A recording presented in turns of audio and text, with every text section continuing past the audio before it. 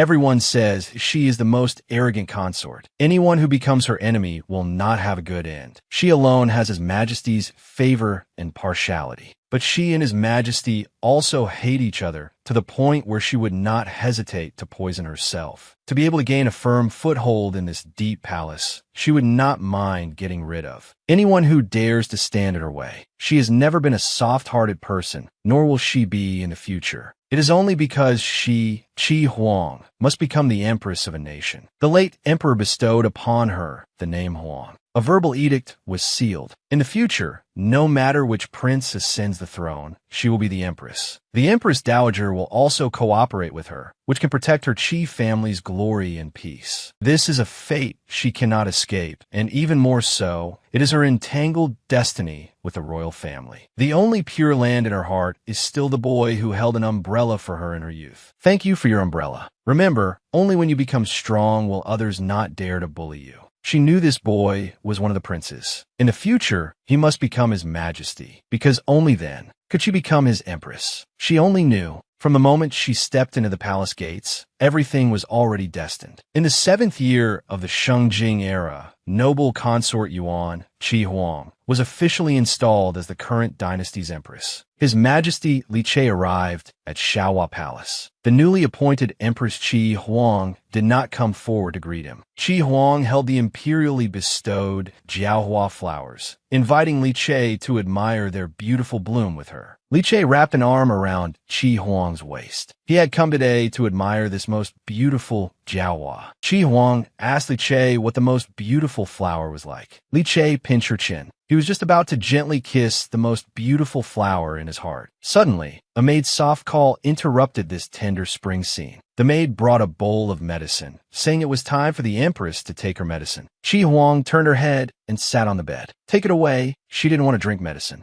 Li Che picked up the medicine bowl, sat down beside Qi Huang, and asked her why she wouldn't drink the good medicine prescribed by the imperial physician. Qi Huang said coquettishly that the medicine was too bitter and she didn't want to drink it. Li Che gently asked his empress, then how would she be willing to take the medicine? Qi Huang secretly glanced behind her. She turned her head and coquettishly asked Li Che to feed her. Only then would she be willing to drink it. Li Che was completely helpless against her. He could only say that he would personally feed her the medicine today. At this moment, Qi Huang suddenly said that the feed she was talking about wasn't with a spoon. Li Che instantly understood what his empress wanted. He tilted his head back and drank a large mouthful. He held Qi Huang's face and fed her a mouthful of medicine. After feeding Qi Huang the medicine, Li Che stood up. He was busy with official matters, so he would not accompany Qi Huang any longer. After speaking, he turned and left. After seeing Li Che leave, the cold sweat that Qi Huang had been holding back for so long finally trickled down. She called her maid Qingwan and took an antidote pill. Qingwan advised her that even if she spat it out, some of the drug would remain. Although she took the antidote pill, it was still harmful to her body. If Qi Huang didn't risk her own body, how could she deliver the poison into Li Che's mouth? Even if she herself was harmed, with Li Che's accumulated exposure over time, she refused to believe it wouldn't harm him. Inside the imperial study, Li Che began to cough loudly from contact with the poison. An attendant advised that this wasn't the first time, and he couldn't keep indulging the empress. Li Che waved his hand. Qi Huang could not die yet. Her life was still useful. Li Che picked up a fallen leaf from the table. Ah Huang, if we had never met, perhaps we wouldn't have to suffer like this now. Have you ever seen such a strange empress, who has His Majesty feed her medicine mouth to mouth just to poison him? The grudge between His Majesty and his empress, mutually feeding each other poison, all originated 7 years ago. The 20-year-old Li Che ascended the throne, just having been crowned Emperor Shengjing. In the imperial court, 3 forces were churning with undercurrents. One was the faction led by Prime Minister Qi Shuo, and the other by Grand General Xin Qishan. One civil, one military, they were evenly matched. There was also the current Empress Dowager Cheng's family, whose military achievements were illustrious. In Empress Dowager Cheng's chambers, her niece Qingnianzi was still a little worried about whether His Majesty would like her. The Empress Dowager reassured her. All men in the world like beautiful women. Besides, His Majesty was not yet capable of refusing a niece of her Cheng family. At this moment, the Empress Dowager's personal attendant, Annie Shirhu, came forward to report. In this morning's court session, Prime Minister Qi Shua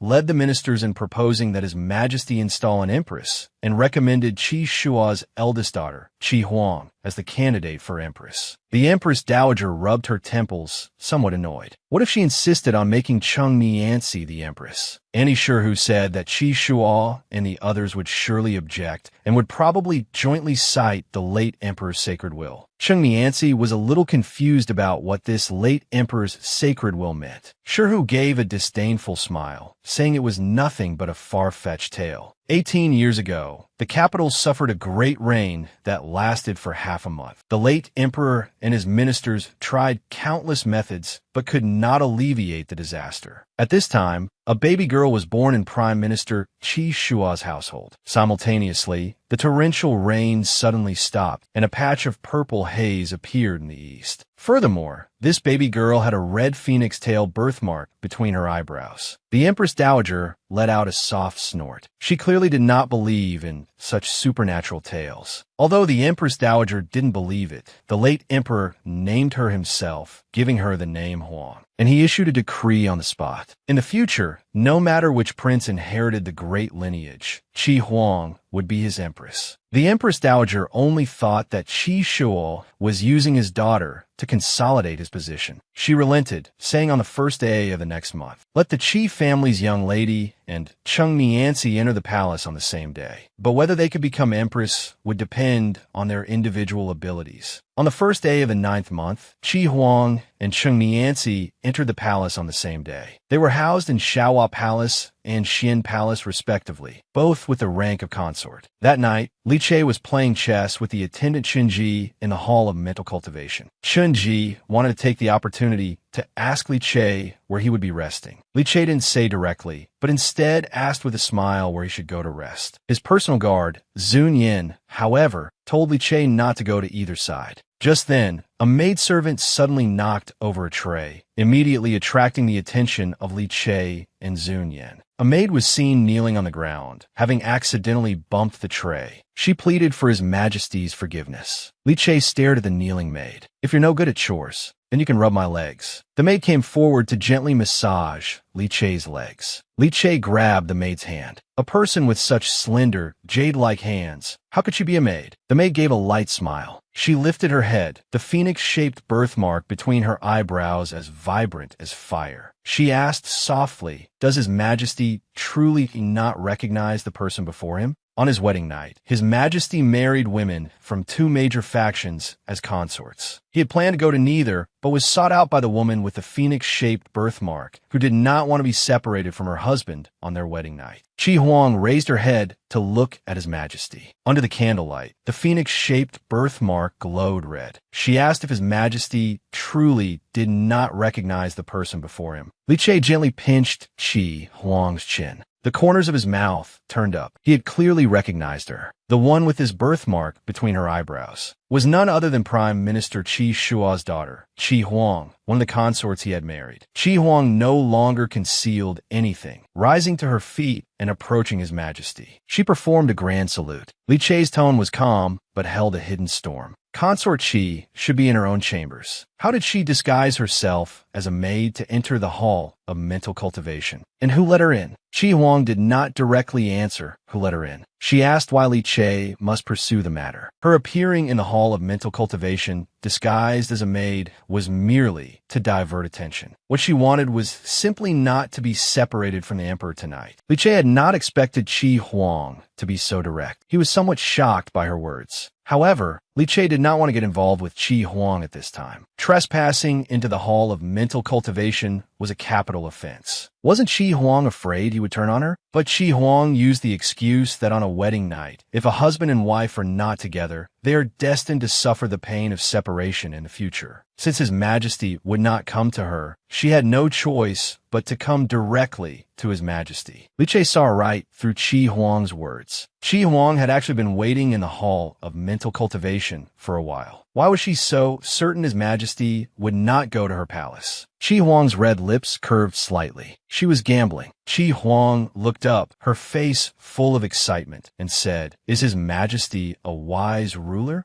At this moment, Qi Huang's words truly shocked Li Che. He stood up and walked in front of Qi Huang. He asked Qi Huang if she knew what she was saying. Qi Huang replied that she and consort Cheng entered the palace on the same day and held the same rank. Perhaps to outsiders, it seemed His Majesty was being impartial, but no one knew the true meaning better than His Majesty himself. Behind Qi Huang and Cheng Nianzi stood her father and Cheng, the two factions of the Empress Dowager. Outsiders were all saying His Majesty was like a puppet, letting the Empress Dowager and the regent ministers control the world. Qi Huang did not believe the emperor would let himself be manipulated. On a day like today, he would absolutely not go to the chambers of any consort. Li Che praised Qi Huang's eloquence. However, had she forgotten that consorts were not to meddle in court affairs? Qi Huang took a step forward. She said softly, if His Majesty considers her a confidant, then tonight she is not meddling in court affairs, but merely sharing intimate words between husband and wife. Li Che stared at Qi Huang for a long time, then told her to raise her head. Qi Huang looked at Li Che with a calm expression. Li Che told Qi Huang that for the ruler of a nation, the most important things are the state and its people, absolutely not a single woman. Was she still willing to be his confidant? Qi Huang answered firmly that she was willing. Li Che also asked her, in the future, she would have to share his affection with other women. They were destined not to be a couple for life. Was she still willing to be his confidant? Qi Huang was willing. Li Che asked her again if one day she needed to sacrifice her life for the country and the state. Would she still be willing to be his confidant? A couple for a day, companions for 100 undertakings. To the heavens above and the earth below, to live and die together. Qi Huang had no regrets. Li Che reached out and pulled Qi Huang towards him. Her lack of regrets, he would treasure it like a gem. As Li Che and Qi Huang finally embraced, she thought of the girl she had briefly met in the rain. His Majesty must have forgotten. She prayed he would never remember. She only wished they had never met. A woman's life was not peaceful just after marrying into the palace. On the second day of her marriage, she was confronted by other consorts. In less than half a month, she was even drugged in public. Early in the morning, Cheng Nianzi came to Qi Huang's Xiaohua Palace. She pushed open the doors of Xiaohua Palace and saw Qi Huang, who was dressing and grooming herself. Qi Huang glanced sideways at Cheng Nianzi, who had rushed in. She slowly stood up and greeted Cheng Nianzi. Coming to her Xiaohua Palace so early in the morning, was there something urgent? Cheng Nianzi did not speak, but simply strode forward and looked behind Qi Huang. The bed was empty. Only then did Cheng Nianzi finally relax. She let out a light laugh. Qi Huang was not so capable after all. She too had spent her wedding night in an empty chamber. Qi Huang covered her mouth and let out a cold laugh. Didn't sister wait in vain for a whole night, just like her? Cheng Nianzi couldn't help but chuckle. She figured that if she couldn't obtain his favor, how could Qi Huang? With that, she turned and walked out without another word. The maid originally thought this Cheng Nianzi, whose emotions were written all over her face, was truly foolish. How could she be an enemy to Qi Huang? However, Qi Huang noticed a few plain tree petals from the entrance of the hall of mental cultivation in Cheng Nianzi's hair. She must have failed to see His Majesty and then came to Xiaohua Palace.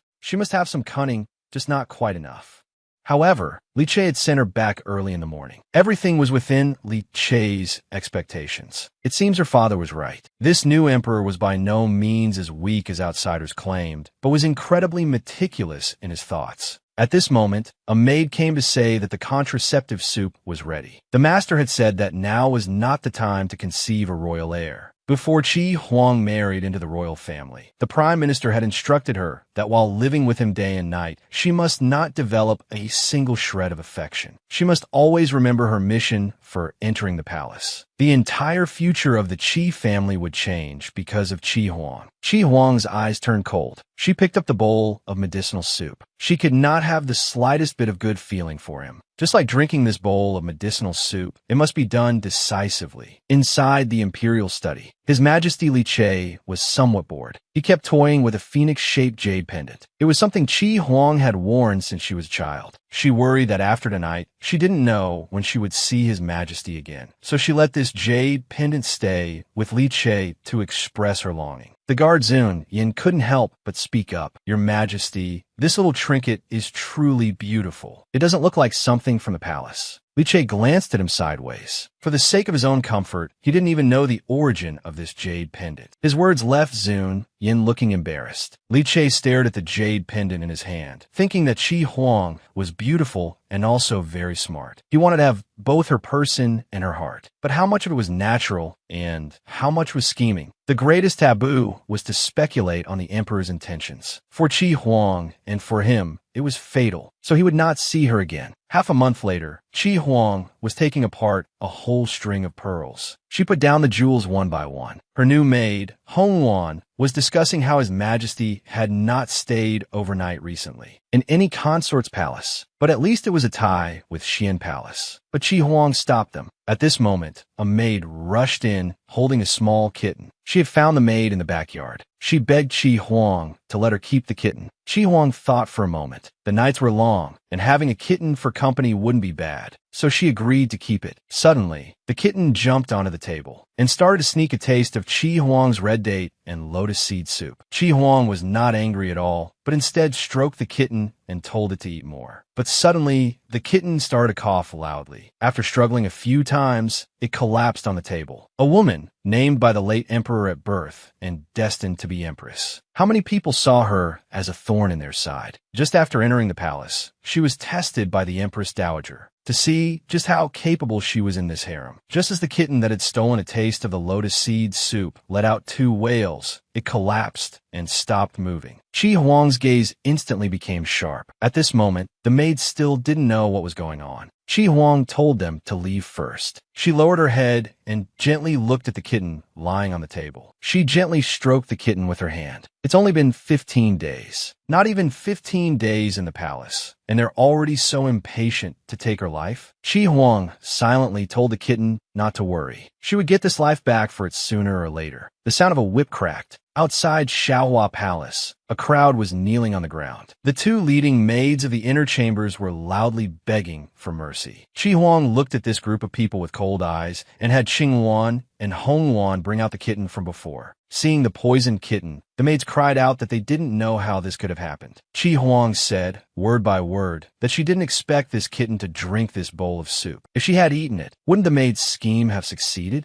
One personally brewed this bowl of lotus seed soup, and the other personally brought the soup to Qi Huang. At least one of the 2 had put poison in this bowl. If they didn't tell the truth, Qi Huang's whip would show no mercy. But the 2 maids only dared to kowtow on the ground, crying that they knew nothing. Qi Huang handed the whip to a min beside her, telling her to teach these people a good lesson. If they still wouldn't confess, then she should skin them. It wasn't until evening that Qing Wan and Hong Wan returned, saying the people had fainted. They also said that there was no solid evidence that those 2 had done it. At this point, Qi Huang spoke, telling Qing Wan to send those 2 out for proper medical treatment. Hong Wan was a bit puzzled as to why her lady would still punish them, even knowing they were wrongly accused. Her lady still had to punish them. Qi Huang said silently, if she didn't wrong them. Perhaps tomorrow, she would be the one to meet this end. There were far too many people in this palace who couldn't tolerate Qi Huang. From the day she was born, she was destined to become a thorn in the side of countless people. Being named by the late emperor and designated as the empress was the greatest honor and also the greatest crime. This bowl of soup was just a vanguard to test just how capable Qi Huang was. Hong Wan cried out, how is this a test? It was clearly an attempt on Qi Huang's life. Qi Huang, however, was completely unconcerned. She hadn't eaten a single sweet since she was 10 years old. This soup would never have entered her mouth. It was enough that the poisoning happened in her chambers, regardless of who did it. What the other party wanted to see was nothing more than how she would handle this matter. Qi Huang was the prime minister's daughter, so she was naturally not stupid. But one always needs a test to know just how clever she is. Would she suppress the matter and collect evidence to complain before His Majesty? Or would she silently swallow this insult? After all, her opponent was the Empress Dowager, second only to one and above all others. Qi Huang silently closed her eyes. To reveal her intelligence would be to invite disaster upon herself. In the Empress Dowager's palace, she listened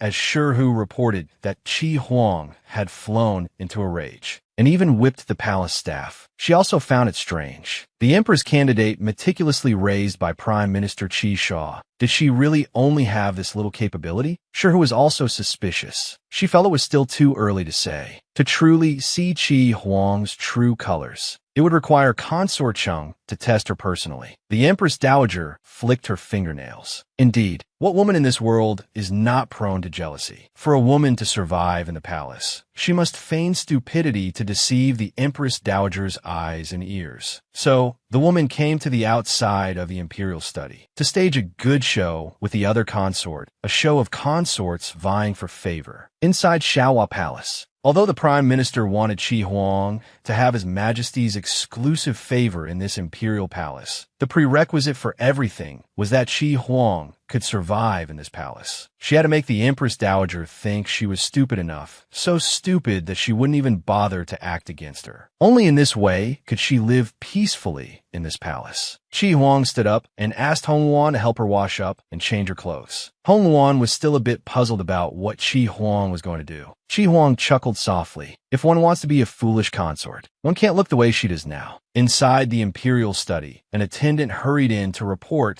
that Consort Cheng was requesting an audience. Li Che's expression was unruffled. He just said he was busy with state affairs and told Consort Cheng to leave for now. The attendant could only whisper in reply. Consort Cheng had never been summoned since entering the palace. This time, she had come to see His Majesty to ask for an explanation. Li Che mercilessly told Consort Cheng to go back, unless she thought she was more important than the soldiers at the border. If she wants favor, she should know what she can and cannot do. So foolish, yet she still wants affection. The attendant who had left and returned cried out that it was bad. Consort Cheng hadn't left, and now Consort Qi had also arrived. Li Che was so angry that his brushstroke went crooked. Li Che didn't understand why Qi Huang had to join in this commotion. Outside the hall of mental cultivation, Cheng Nianci was still fussing with her new hairstyle. She even asked her maid if this style was striking. The maid carefully straightened her clothes for her, praising that her mistress's hairstyle today was truly radiant. The maid also whispered beside Cheng Nianci that Annie Sherhu had taught Cheng Nianci some tricks that could make His Majesty unable to forget her. These words, unfortunately, were overheard by Qi Huang's maid, who truly felt the two were equally stupid. Qi Huang chuckled softly. If everyone is stupid together, wouldn't that make for a good show? Sister Cheng Fei. The moment Qi Huang spoke, it caused Cheng Nianci and her maid to turn their heads. Cheng Nianci was also completely surprised that at this moment, Qi Huang would also appear at the entrance of this study. A figure in a magnificent red robe, wearing a golden coronet, Qi Huang walked gracefully all the way. At this moment, Li Che also saw the scene outside through the window. He too widened his eyes at Qi Huang's arrival. At this time, Qi Huang walked up to Cheng Nianci, feigning concern as she asked why her sister looked so haggard. Was it because she couldn't see His Majesty and couldn't sleep at night? Qi Huang softly taunted Cheng Nianci. Sister, you've dressed up so meticulously today. Isn't it to seek the Emperor's favor? Cheng Nianci, her thoughts exposed, became angry from embarrassment. She berated Qi Huang for overstepping. What audacity! Qi Huang said, since sister wishes to gain favor, why dress in such a manner? Cheng Nianci asked hatefully what she was trying to say. Qi Huang gently toyed with her hair and asked if Consort Cheng didn't know. This hairstyle of hers is the most common for wives among the common people. Qi Huang stated frankly that although she was a consort, she was merely a concubine. But what status does the hairstyle of a commoner's principal wife hold in this palace? Sister, this meticulously styled hair holds a deep meaning. Cheng Nianci secretly hated Qi Huang for exposing her thoughts. But Qi Huang said she was just offering a kind reminder. Even if she was anxious to become the empress, there was no need to wear her ambition on her head. Suddenly, a reprimand was heard. Insolent. The two women, who were bickering, were startled and turned their heads at the same time. For women to do something as foolish as vying for favor was hard for His Majesty to understand. What did the woman want to do? It wasn't until His Majesty learned that the woman's sweet soup had been poisoned that he understood the woman's true intentions. At this moment, the two bickering women turned their heads. It was Li Che with a serious expression, who had appeared behind them at some unknown time. Chung Nianzi quickly knelt down, asking Li Che to seek justice for her. Regarding the hairstyle, Qi Huang mentioned she had absolutely no improper thoughts. Li Che did not respond to Chung Nianzi's words. He just faintly told her to rise. He then turned to look at Qi Huang, arguing with other consorts in front of the hall, spreading rumors, being jealous and ostentatious, devoid of any virtue. It truly disappointed him immensely. Li Che ordered Qi Huang to kneel before the hall and reflect on her mistakes. Li Che saw Qi Huang accept the punishment so calmly, as if she had long expected it. He didn't understand what this Qi Huang was trying to do. At night, the hall of mental cultivation was still brightly lit. Qing Wan and Hong Wan kept comforting Qi Huang. His Majesty has made you kneel for so long. Your knees must be aching. Qi Huang was completely unmoved, because this punishment was what she had sought herself. She couldn't blame Li Che. Suddenly, an attendant announced for Consort Qi to enter the hall, causing Qi Huang's eyes to widen. Qi Huang walked into the hall of mental cultivation and bowed to greet Li Che. Li Che had his back to her. He was seen asking faintly, "How are your legs?" Qi Huang calmly replied that they were fine. Li Che crouched down to look at Qi Huang. "Why did you have to compete with Consort Chung for favor today?" Qi Huang said frankly that she was just jealous. His Majesty had taken a liking to Consort Chung and neglected her. Li Che raised his hand and pinched Qi Huang's chin. "The her of today and the her of that night, which one is the real Qi Huang?" Qi Huang stated frankly that what Li Che saw was all her. Li Che sneered. He punished Qi Huang with a month of confinement. Without a summons, she was not to take a single step out of her chambers. Late at night, in the hall of mental cultivation, Li Che was still playing with the jade pendant. At this time,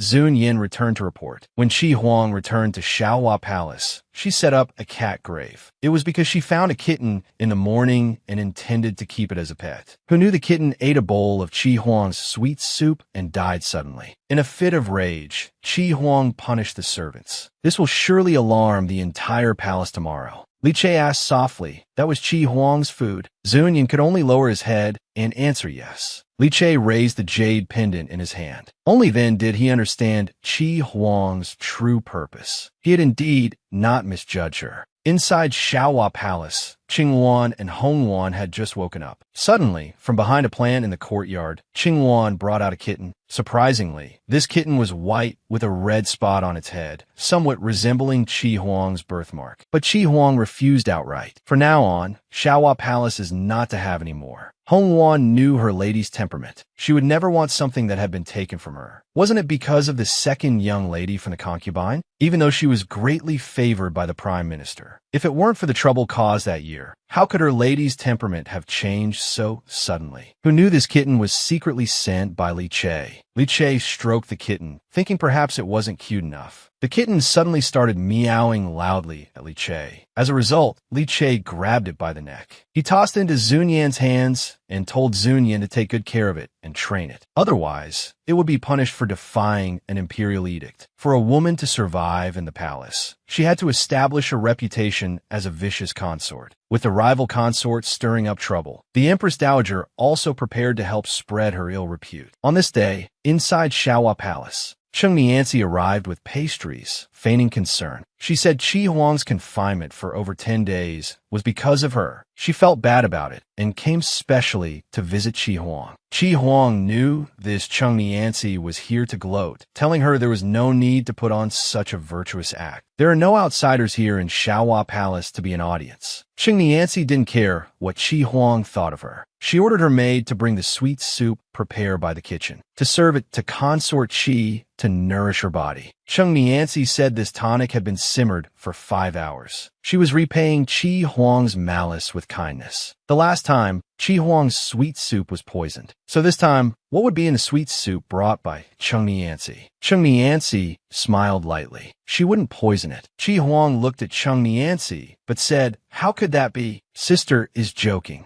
But just as she was about to pick up the bowl, the maid accidentally fumbled, and the sweet soup spilled on the ground. Although the maid verbally begged for forgiveness, her face showed a look of indifference. Chung Niancy only said that she was usually lax in discipline and spoiled this maid too much, which made her clumsy. Chi Huang agreed with Chung Niancy's words that I end that case. She slapped the maid hard across the face. Then I won't be polite, sister. I'll help you discipline your maid properly, so she won't be disobedient in the future. Seeing this, Chung Niancy immediately flew into a rage. How dare Chi Huang strike her person? Chi Huang said bluntly that she would help Chung Niancy discipline her well, to prevent her from causing any big trouble for her sister in the future. Seeing Chi Huang's taunts, Chung Niancy dropped her false pretense. She brought Chi Huang a tonic, but she was ungrateful and even hit her maid. She could only go to the Empress Dowager to seek justice. Chi Huang ignored Chung Niancy's threat. She also said she had told her long ago that there were no outsiders in Xiaohua Palace to be an audience. Then she turned her head and said faintly, "If this slap had landed on sister's face, would anyone come out to testify for you? Let alone for a mere servant." Chung Niancy was clearly frightened by Chi Huang's ruthlessness. She called her maid and quickly left Xiaohua Palace.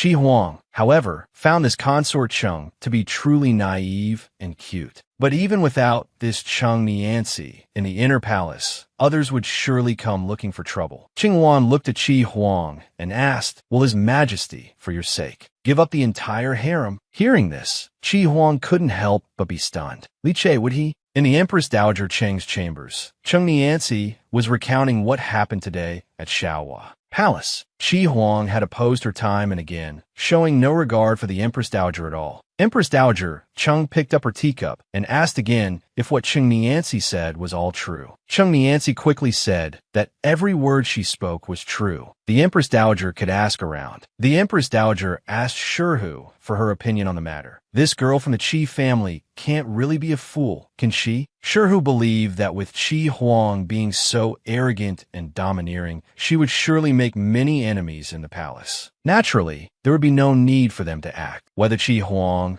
was truly foolish or just pretending was no longer important. The Empress Dowager strongly agreed with Shurhu's words. Since Chi Huang wanted to be the villain, then let her be thoroughly villainous. Chung Niancy saw the Empress Dowager personally instruct Shurhu to take action. She immediately thought that Chi Huang had brought this upon herself. No one who opposes her has a good end. A venomous consort with a notorious reputation not only had to survive carefully under the Empress Dowager's pressure, but also had to help her father win the Emperor's favor. The woman's days in the palace were bitter. The Empress Dowager instructed Aunt Shurhu to spread Chi Huang's ill repute throughout the palace. 3 days later, Hong Wan and Amin were walking and talking about Chi Huang's confinement. Suddenly, they heard someone whispering nearby. The mistress of Xiaohua Palace is actually a femme fatale. The two maids wanted to hear what these gossiping servants had to say. They only heard those few maids saying that Chi Huang's methods were vicious. The matter of her punishing the servants had already spread throughout the entire palace. When Chi Huang heard about this, she just faintly asked if they really said that. Hong Wan and Amin were still indignant. Those servants were slandering their own consort. Chi Huang, however, was extremely calm about it. The reputation of a venomous consort had spread through the palace so quickly. She really had to thank the person fanning the flames from behind the scenes. But it wasn't enough for just Chi Huang to be famous in the palace. Others had to make a name for themselves too. At Chengxian Palace, it was pouring rain with thunder and lightning. The door to Chung Niancy's palace was gently pushed open a crack. The sleeping Chung Niancy did not notice anything unusual. Suddenly, a strong gust of wind blew in. After being startled awake, Chung Niancy's scream echoed through the palace. On this day, Chung Niancy tightly gripped the sleeve of a Taoist priest, saying she had seen that thing every day for more than 10 days. She no longer dared to take a single step into her Chengxian Palace. At this moment, Chi Huang, who hadn't been seen for a long time, gently fanned herself that it's clearly midsummer. Why is sister still wearing this cloak? Aren't you afraid of getting a heat rash? Chung Niancy turned her head and saw it was Chi Huang, who had just been released from confinement. I wanted to pay sister a visit, but it seems inconvenient right now. Cheng was overwhelmed by the matters in her own palace and didn't want to talk much with Qi Huang. Qi Huang smiled nonchalantly. She told her sister to take good care of her health. What if one day His Majesty summoned her? Wouldn't that be a great loss? On the way back, Hong Wan kept praising the consort's brilliant move. But Qi Huang said this was nothing. In this palace, a vicious consort, or a consort who is paranoid all day, would be more disliked by His Majesty. On this day, at the morning court, a minister spoke up. He heard that the harem has been restless recently, which might affect His Majesty's mood. Li Che quietly looked at the minister and asked, "What is your esteemed opinion, my dear minister? His Majesty has been on the throne for half a year. It is time to appoint an empress to manage the harem and share His Majesty's burdens." At this time, another minister spoke. The late emperor had made a verbal promise. The position of empress should belong to the prime minister Qi's daughter. However, Cheng Nianxi's brother spoke out against it. Consort Qi is harsh towards others. With such character, how could she be a mother to the nation? At this moment, Prime Minister Qi stepped forward. Consort Qing often speaks nonsense and has invited many priests to the palace to perform rituals. Such behavior is probably even less qualified to be empress. Li Che finally spoke to stop the argument between the two sides regarding the position of empress. "I already have a suitable candidate in mind. Fan Temple, outside the capital city." Prime Minister Qi told Qi Huang that yesterday he had a dispute with the Cheng family over the matter of appointing the empress. The current situation was likely unfavorable for Qi Huang. Qi Huang could only say frankly that her situation in the palace was difficult. The Empress Dowager had tested her limits time and again. She could only pretend to be simple-minded now. But Prime Minister Qi didn't care about Qi Huang's situation. He only asked if Li Che had summoned her again after the grand wedding. Seeing that her father didn't care about the grievances she had suffered, Qi Huang was also a little sad. She just turned her face away and replied softly, "Your daughter is incompetent and has not won the emperor's favor." Prime Minister Qi demanded that Qi Huang must become the person closest to Li Che. Only then could they obtain that thing. Qi Huang said silently that she never dared to forget. A woman born to be empress. Her jealous half-sister, who had to compete with her for everything since childhood. From the emperor's favor in childhood to His Majesty after the grand wedding. Just as Qi Huang had changed her clothes and was preparing to return to the palace, a woman next to her suddenly spoke. "Sister has finally married the man of her dreams. You must be beside yourself with joy now." Qi Huang turned her head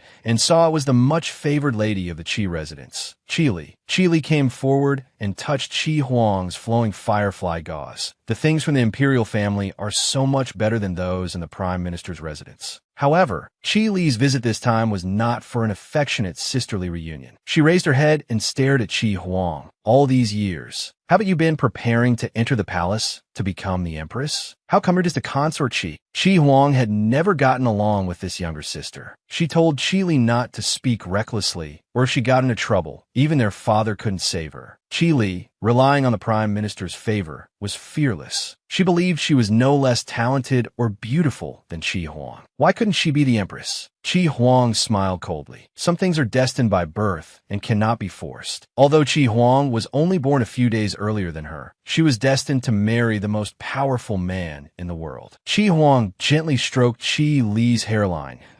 "Oh, you know how you got your name? It was just at my 100 days celebration. Father asked for a name for you. One is Huang, destined to be worshipped by all birds. The other is a Huangli. No matter how loud its voice, it can never take the grand stage." Qi Li was completely enraged by Qi Huang's words. "Can you guarantee that everything you have now won't be snatched away? Do you want to taste my methods again?" Qi Huang sighed softly. Why is it that Qi Li's heavenly voice can no longer sing? She leaned close to Qi Li's ear, that if you dare to have ideas about His Majesty, I will make you suffer more than you do now. As for this sister of hers, she could snatch anything from her, but she absolutely could not have him. The Mid-Autumn Festival 12 years ago. Qi Huang looked at the naturally innocent Qi Li outside the window, feeling a sense of envy. Meanwhile, she could only study the classics in order to follow Prime Minister Qi to the palace for a banquet performance. On the night of the Mid-Autumn Festival, Prime Minister Qi requested the late emperor to allow his daughter, Qi Li, to perform a song to entertain His Majesty and the Empress. As Qi began to sing, her voice was melodious, like pearls falling onto a jade plate. The late emperor was greatly pleased and had the coral bracelet, a tribute from the southern border, bestowed upon Qi. Qi received the reward. She looked at Qi Huang with a triumphant expression. Qi Huang was stunned by her sister's action. Halfway through the banquet, the two sisters, Qi Huang and Qi, came to the imperial garden to play. Qi Huang was still angry. Father had clearly prepared a performance for her, but it was suddenly changed to her sister without even telling her. Qi asked Qi Huang, "This red coral bestowed by His Majesty is 100 times more beautiful than the ones at home." Qi extended her hand towards Qi Huang. "Want to see it?" Just as Qi Huang was about to take it, Qi snatched it away. "This is a gift from His Majesty. Not just anyone can touch it." Qi then asked Qi Huang if she knew why their father disliked her. During the festival, he let her, not Qi Huang, perform before His Majesty. She also said her mother had long said that Qi Huang was the illegitimate child of her mother's affair with another man. If not for His Majesty bestowing her name, she would have probably been strangled to death by their father long ago. As soon as these words were spoken, Qi Huang lowered her head and asked Qi if she dared to say it again. The sharp-tongued Qi naturally complied. She could say it 1,000 times that Qi Huang's mother had an affair with someone. Qi Huang was seen reaching out and pushing Qi into the lake of the imperial garden. Qi Huang stared intently at Qi, who had fallen into the water. She could bully her, but her mother had passed away early. If Qi dared to insult her mother, then she had to die. Just as Qi was screaming for help, Qi Huang's hand was suddenly grabbed. She turned her head and saw it was a little boy wearing a mask. "If you don't want to be caught by the guards, follow me." His Majesty still remembered the little girl who shouted in the rain that she wanted to marry him and be his empress. Now, His Majesty had helped her realize her wish. It's just that they were no longer as innocent as before. The little boy in a mask pulled the troublemaking Qi Huang and ran wildly. Although Qi Huang didn't know him, she wasn't scared at all being pulled along by him. The little boy took Qi Huang to Wanhua Pavilion. This was the highest point in the Imperial Garden. He told her to watch the situation by the lake and go back later. Having run all the way, Qi Huang now felt a bit tired. Suddenly, the little boy asked her, "What's wrong? Are you scared?" The little boy leaned against a pillar and said, "Since you've done it, don't regret it. There's no medicine for regret in this world." Qi Huang asked the little boy why he helped her. The little boy said frankly, "Probably because I saw you and felt a sense of kinship. Since you helped me, can you tell me your name? I will definitely not forget it." But the little boy was unwilling to say more. "Let's part ways here." The imperial physician said to Prime Minister Qi, "Your daughter is suffering from excessive fright and has caught a cold. She will be fine after taking 2 doses of this prescription." At this time, Qi Huang returned. Prime Minister Qi looked coldly at Qi Huang as she entered the door. He didn't speak. After Prime Minister Qi sat down, he asked, "Did you push your sister into the lake?" Qi Huang knelt in the hall and admitted it at once. Hearing this, Prime Minister Qi became furious. "Since you admit it, you will be punished by the family law." At this time, the Qi family's concubine mother began to plead for mercy. "It's all my fault for not disciplining Hua well. This poor child lost her mother before she was even 1 year old." Before she could finish, Prime Minister Qi shouted, "Silence." His hands, gripping the chair, trembled with anger. He ordered Qi Huang to kneel at the entrance and reflect on her mistake. "Kneel until your sister wakes up." Qi Huang was stunned for a moment, then obediently bowed. "Daughter obeys." Prime Minister Qi blamed the concubine mother, who was usually composed, for being so tactless today. The concubine mother pretended to wipe the corner of her. "I thought I was just worried and lost my composure. I didn't mean to mention the late madam." Prime Minister Qi forbade any future mention of her. That woman who deserved to die is not worthy of being mentioned. At this time, Qi Huang, kneeling outside, was also full of sorrow. Her father didn't even ask for the reason. The grievance in her heart was no less than Lear's. Day broke and it started to rain. Even so, Prime Minister Qi did not call Qi Huang back. Suddenly, an oil paper umbrella was held over Qi Huang's head. Just as Qi Huang turned her head, the boy behind her suddenly asked, "Who are you? Why are you kneeling in the rain?" Qi Huang said, "Someone bullied me, so I fought back." "Is that wrong?" When one is weak, being cautious at every turn is a mistake. Resisting is an even bigger mistake. The little boy's words, "The only way is to make yourself stronger," instantly invigorated Chi Huang. When that time comes, even if you're truly wrong, it will no longer be a mistake, and no one will bully you anymore. After speaking, the little boy gave his umbrella to Chi Huang and turned to leave. But Chi Huang saw the jade pendant the little boy carried with him. It was identical to the one the little boy from yesterday had. Chi Huang called out to the little boy and asked if he was a prince of this palace. The little boy turned his head to look at her. Chi Huang hoped that the little boy could become the emperor in the future. If it were him, Chi Huang would definitely be willing to marry him. Li Che picked up the mask from 12 years ago. Chi Huang's wish from back then. He had already helped her realize it. It's just that the two of them were no longer as innocent as before. At this time, Zun Yin came to report. The envoy from the Wei state had arrived in the capital half a month ago. Li Che told them to enter the palace tomorrow to hear the imperial edict. His Majesty was marrying a princess from another country to be his empress. The woman had no complaints on her lips, but her heart was already in turmoil. The envoy from the Wei state brought Princess Shia for a marriage alliance, to establish diplomatic relations between the two countries so there would be no more wars. The king of Wei's only request was for Shia to enter the palace as empress. Emperor Xingjing, Li Che, agreed on the spot. 10 days later, the grand wedding. Xi'an Palace. Empress Dowager Cheng was somewhat annoyed. He didn't make Xingnianci the empress, nor did he make the girl from the Qi family the empress. Instead, he let this third princess from the Wei state reap the benefits. Truly, things are unpredictable. Aunt Shihu also said that the king of Wei dotes on this third princess. It's just that His Majesty's marriage alliance with the Wei state for the Empress Dowager Cheng's future plans will probably have a considerable impact. The Empress Dowager waved her hand contemptuously. The king of Wei doesn't care who sits on this dragon throne. All he wants is a truce between the two countries. Empress Dowager Cheng confirmed again with Annie Shihu. Li Che had not slept with any of the consorts. Shihu said His Majesty had been busy with state affairs, living alone in the hall of mental cultivation. Empress Dowager Cheng was very satisfied with Li Che's performance. Just a puppet. How dare he indulge in carnal pleasures? When her Yenna returns, Li Che's position will probably be replaced. Xiaohua Palace. Qingwan and Hongwan were still indignant that Xiaoya, who had appeared out of nowhere, had become the empress. They were both resentful. They also said that when consort Cheng heard the news, she cried in her palace for several days. Chi Huang did not want them to gossip more. She told them not to chew their tongues behind people's backs about harem affairs. Hongwan did feel that her consort seemed completely unconcerned about the matter of the third princess of Wei being made empress. Does she not like His Majesty at all?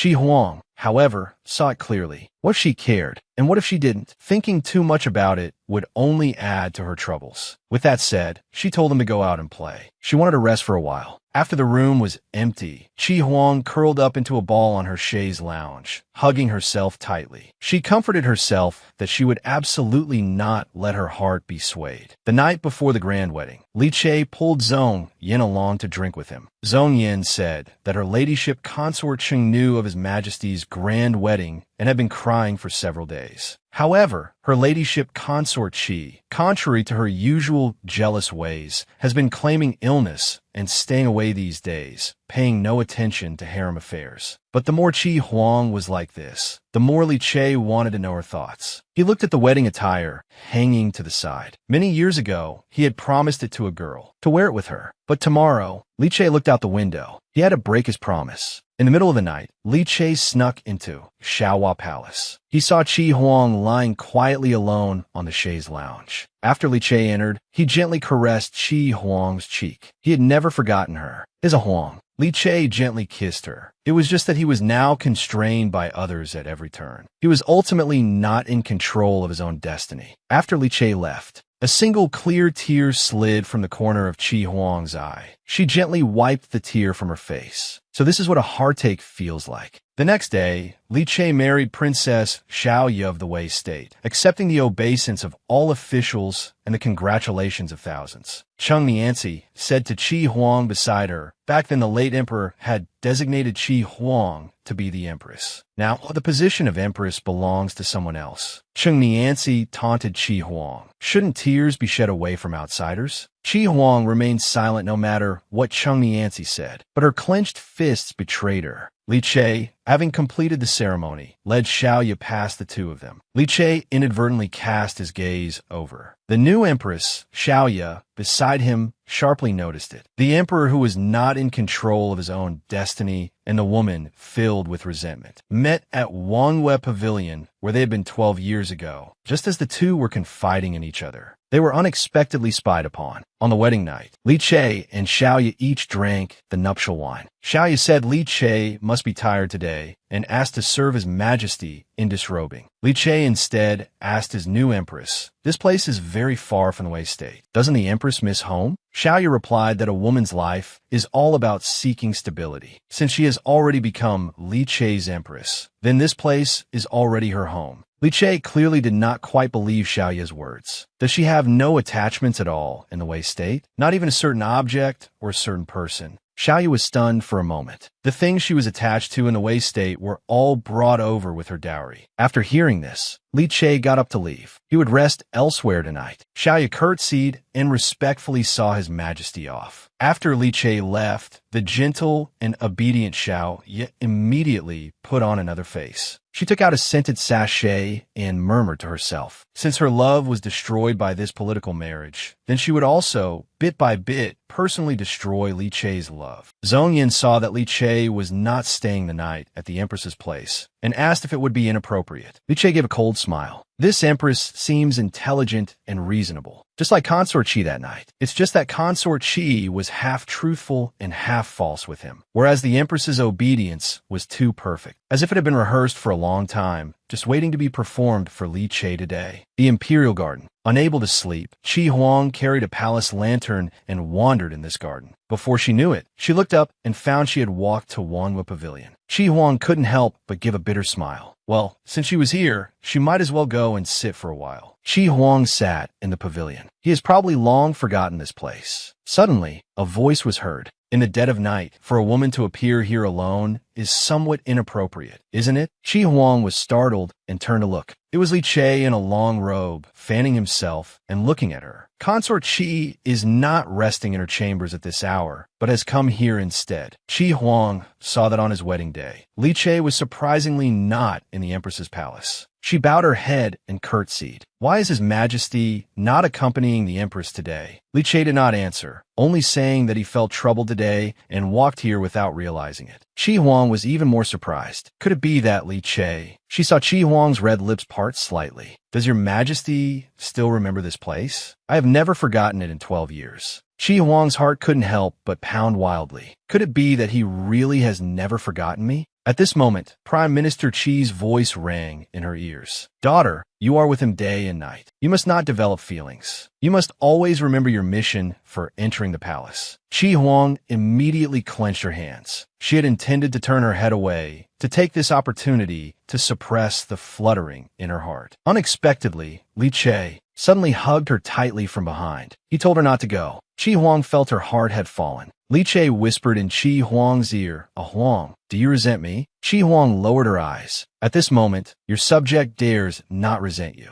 Tears now flowed uncontrollably. At this moment, she could not control her heart. She really resented him so much. In the darkness far away, a figure witnessed all of this. Since His Majesty is in love with the one who has the phoenix-shaped birthmark, then the Empress must get a hold on him. The Empress Dowager also learned of the new Empress's thoughts. She couldn't help but add fuel to the fire. Kundi Palace. Empress Shia was dressing her hair early in the morning. A maid came up to report that last night she saw His Majesty go to Wanwei Pavilion first, and later Consort Qi also went. The two seemed very intimate. Upon hearing this, Xiaoya confirmed her suspicions. Xiaoya's dowry maid, Qinin, was a bit confused. His Majesty could have gone directly to Consort Qi's residence. Why meet her secretly in a secluded place? Xiaoya said that on the wedding day, for His Majesty not to rest in the Empress's chambers was already against etiquette. To then go to another consort's place with great fanfare, that consort would surely be accused of bewitching the monarch and become a target for all. Shia smiled gently at the mirror. The more you love someone, sometimes the more you have to avoid suspicion. Qinin sighed with some emotion that His Majesty is also a person of deep feelings. Shia was actually afraid that Li Che was not a person of deep feelings. Otherwise, how could she get her revenge? Shia summoned Qi Huang and Cheng Nianzi to Kundi Palace for a small gathering. Only then did Shia see clearly. Qi Huang was indeed as beautiful as the moon and flowers, definitely not someone who would remain in this pond. Shia saw that Qi Huang looked a bit tired, so she had someone fetch the bird's nest from her dowry for Qi Huang to take back and recuperate. Seeing Xiaoya being so attentive, Qi Huang was stunned. She then quickly thanked Xiaoya for her kindness, but was unwilling to accept Xiaoya's gift. At this time, Cheng Nianzi spoke up, saying this was the Empress's kindness. Why pretend? Xiaoya lightly shifted the topic to Qi Huang's phoenix-shaped birthmark. She even said she had heard of Qi Huang back in the Wei state, and seeing her today, she truly lived up to her reputation. Even during the grand wedding yesterday, Xiaoya saw His Majesty couldn't help but look at Qi Huang frequently. Hearing this, Qi Huang couldn't figure out what this empress really meant. Cheng Nianzi, at the side, was even more overwhelmed with jealousy. Her hatred for Qi Huang became uncontrollable. Qi Huang saw that every word from the Empress was a compliment, yet every word also put her in the spotlight. They had only just met. Why did she have such enmity toward her? Qi Huang could only speak to turn the tables. Her Majesty the Empress is a national beauty. I am merely a foil. Yesterday, I was standing with Sister Consort Cheng. Perhaps the Empress saw wrong. Shia laughed after hearing this. Consort Qi is being too modest. Cheng Nianzi immediately chimed in that this isn't modesty, it's self-awareness. Seeing this, Shia said no more. She only said that she invited her two sisters today because the vast harem has only the three of them to serve. For the sake of the imperial lineage, she wanted to help His Majesty select new concubines. At this time in Xi'an Palace, Empress Dowager Cheng also knew about Xiaoya wanting to help with the selection. She thought it might not be a bad idea. More people in the harem means more trouble. If the harem is not peaceful, the court will not be peaceful either. It will still give rise to countless resentments. Annie Sherhu said that the Empress has repeatedly praised Consort Qi, and Consort Cheng has been very dissatisfied. Empress Dowager Cheng had experienced many harem struggles. She knew this was just the Empress's way of killing with praise. The Empress Dowager then understood that this new Empress was no simple character either. If that's the case, she would do the new Empress a favor. The Empress sent a pawn to try to frame the woman. Unexpectedly, the woman directly exposed the Empress's thoughts. Isn't it just to make His Majesty wary of the woman's father? Watching this play, His Majesty couldn't help but laugh. Half a month later in the Imperial Garden, Hong Wan and Qing Wan said that many newcomers had recently arrived in the palace, all dressed gaudily. It was a pity His Majesty didn't show up during the selection. Qi Huang, reading a book on the side, said nothing. That night, Li Che held Qi Huang in his arms. If he hadn't been the one to ascend the throne, would Qi Huang still have married? Qi Huang said it was the late emperor's decree. She would still have married. But Qi Huang caressed Li Che's face. But that person was only His Majesty to her, not her husband. Li Che tightly held Qi Huang's hand. Huang, if you're sincere, I will definitely not let you down. At this moment, a newly promoted beauty Chun walked over. Isn't this the Empress, personally designated by the late emperor? Oh, it should be Consort Qi now. How does it feel for your beautiful dream to fall through? Qi Huang didn't even raise her eyes. She hated being disturbed while reading the most. She just let Qing Wan slap her. Beauty Chin clutched her slapped face and screamed loudly. Qi Huang, it's time to teach this Beauty Chin the rules of the palace. Does she not know the consequences of offending a superior? Qi Huang pressed menacingly. For Beauty Chun to openly provoke a consort, one slap is probably not enough. She then had Qing Wan and Hong Wan drag her to her knees. A mere beauty dares to be so arrogant. It's simply lawless. Beauty Chin was still shouting. What's so impressive about a consort without favor? Be careful. She'll go complain to His Majesty and the Empress. Qi Huang pinched Beauty Chin's face. This mouth can speak taunts, can cry and wail, but just can't speak words of etiquette. Better to be mute, to end it once and for all. At this moment, a voice from behind said, "Stop." His Majesty Li Che and Empress Shia walked over together. "What are you two sisters doing?" At this moment, Beauty Chun saw His Majesty and the Empress and screamed as if she had seen her saviors. Shia stepped forward to help Beauty Chun up and told her to voice her grievances. Beauty Chun sobbed and said she didn't know how she offended Chi Huang, who not only hit her, but also wanted to make her mute. Chi Huang watched the two with cold eyes. Only now did she understand. The Empress and Beauty Chun had teamed up to put on this good show, but she still didn't understand why the Empress had to target her. Just as Chi Huang was about to explain to Li Che, Shia directly interrupted Chi Huang. She said consort Chi had been knowledgeable and reasonable since childhood, and would certainly not do something so shrewish. Shia now pretended to be in a very difficult position. Even if Chi Huang did hit Beauty Chun, out of respect for the meritorious Prime Minister Chi, consort Chi should not be punished. Chi Huang listened coldly to the Empress's words. His Majesty was most wary of ministers whose merits overshadowed the ruler. The Empress's move of killing with praise was truly brilliant against Chi Huang. But she couldn't just let the Empress set a trap for her. She took a few steps forward without changing her expression. "Empress, your words are mistaken. Not only did you not help His Majesty resolve his worries, but you have put His Majesty in a dilemma. If Chi Huang is wrong today, but His Majesty does not pursue the matter because of her father, the Minister of State, then word will spread that my father's merits overshadow the ruler, and even His Majesty dares not touch me in the slightest. If His Majesty punishes me for such a small matter, it will inevitably hurt my father's heart. Then people will say His Majesty is unkind and unjust." Chi Huang looked coldly at Shia. "Your Majesty, aren't you just pushing His Majesty into a dilemma?" Chi Huang did not wait for Shia to rebut. "If you allow me to say a few more words, then Your Majesty's intentions are even more terrifying." Chi Huang said word by word, "My father has been an official for over 30 years. He dares not claim to be utterly devoted, but he has some hard-earned merits. For Your Majesty the Empress to say such things, isn't it to make His Majesty wary of my father, lest my father become arrogant due to his merits and disrespect His Majesty?" As soon as these words were spoken, Li Che couldn't help but burst out laughing. After the woman dealt with her troublemaking rival in the Imperial Garden, she unexpectedly learned from an acquaintance that her mother was actually murdered. When Chi Huang exposed Empress Xiao's intention, which was nothing more than to make His Majesty wary of her father, Li Che couldn't help but laugh. Shia hurriedly explained to Li Che that she did not mean that. Li Che pretended to be angry and said, "Chi Huang must not speak nonsense." He punished both for their improper conduct and public arrogance, docking each a month's allowance. The rest of the matter was left for the Empress to decide. But before leaving,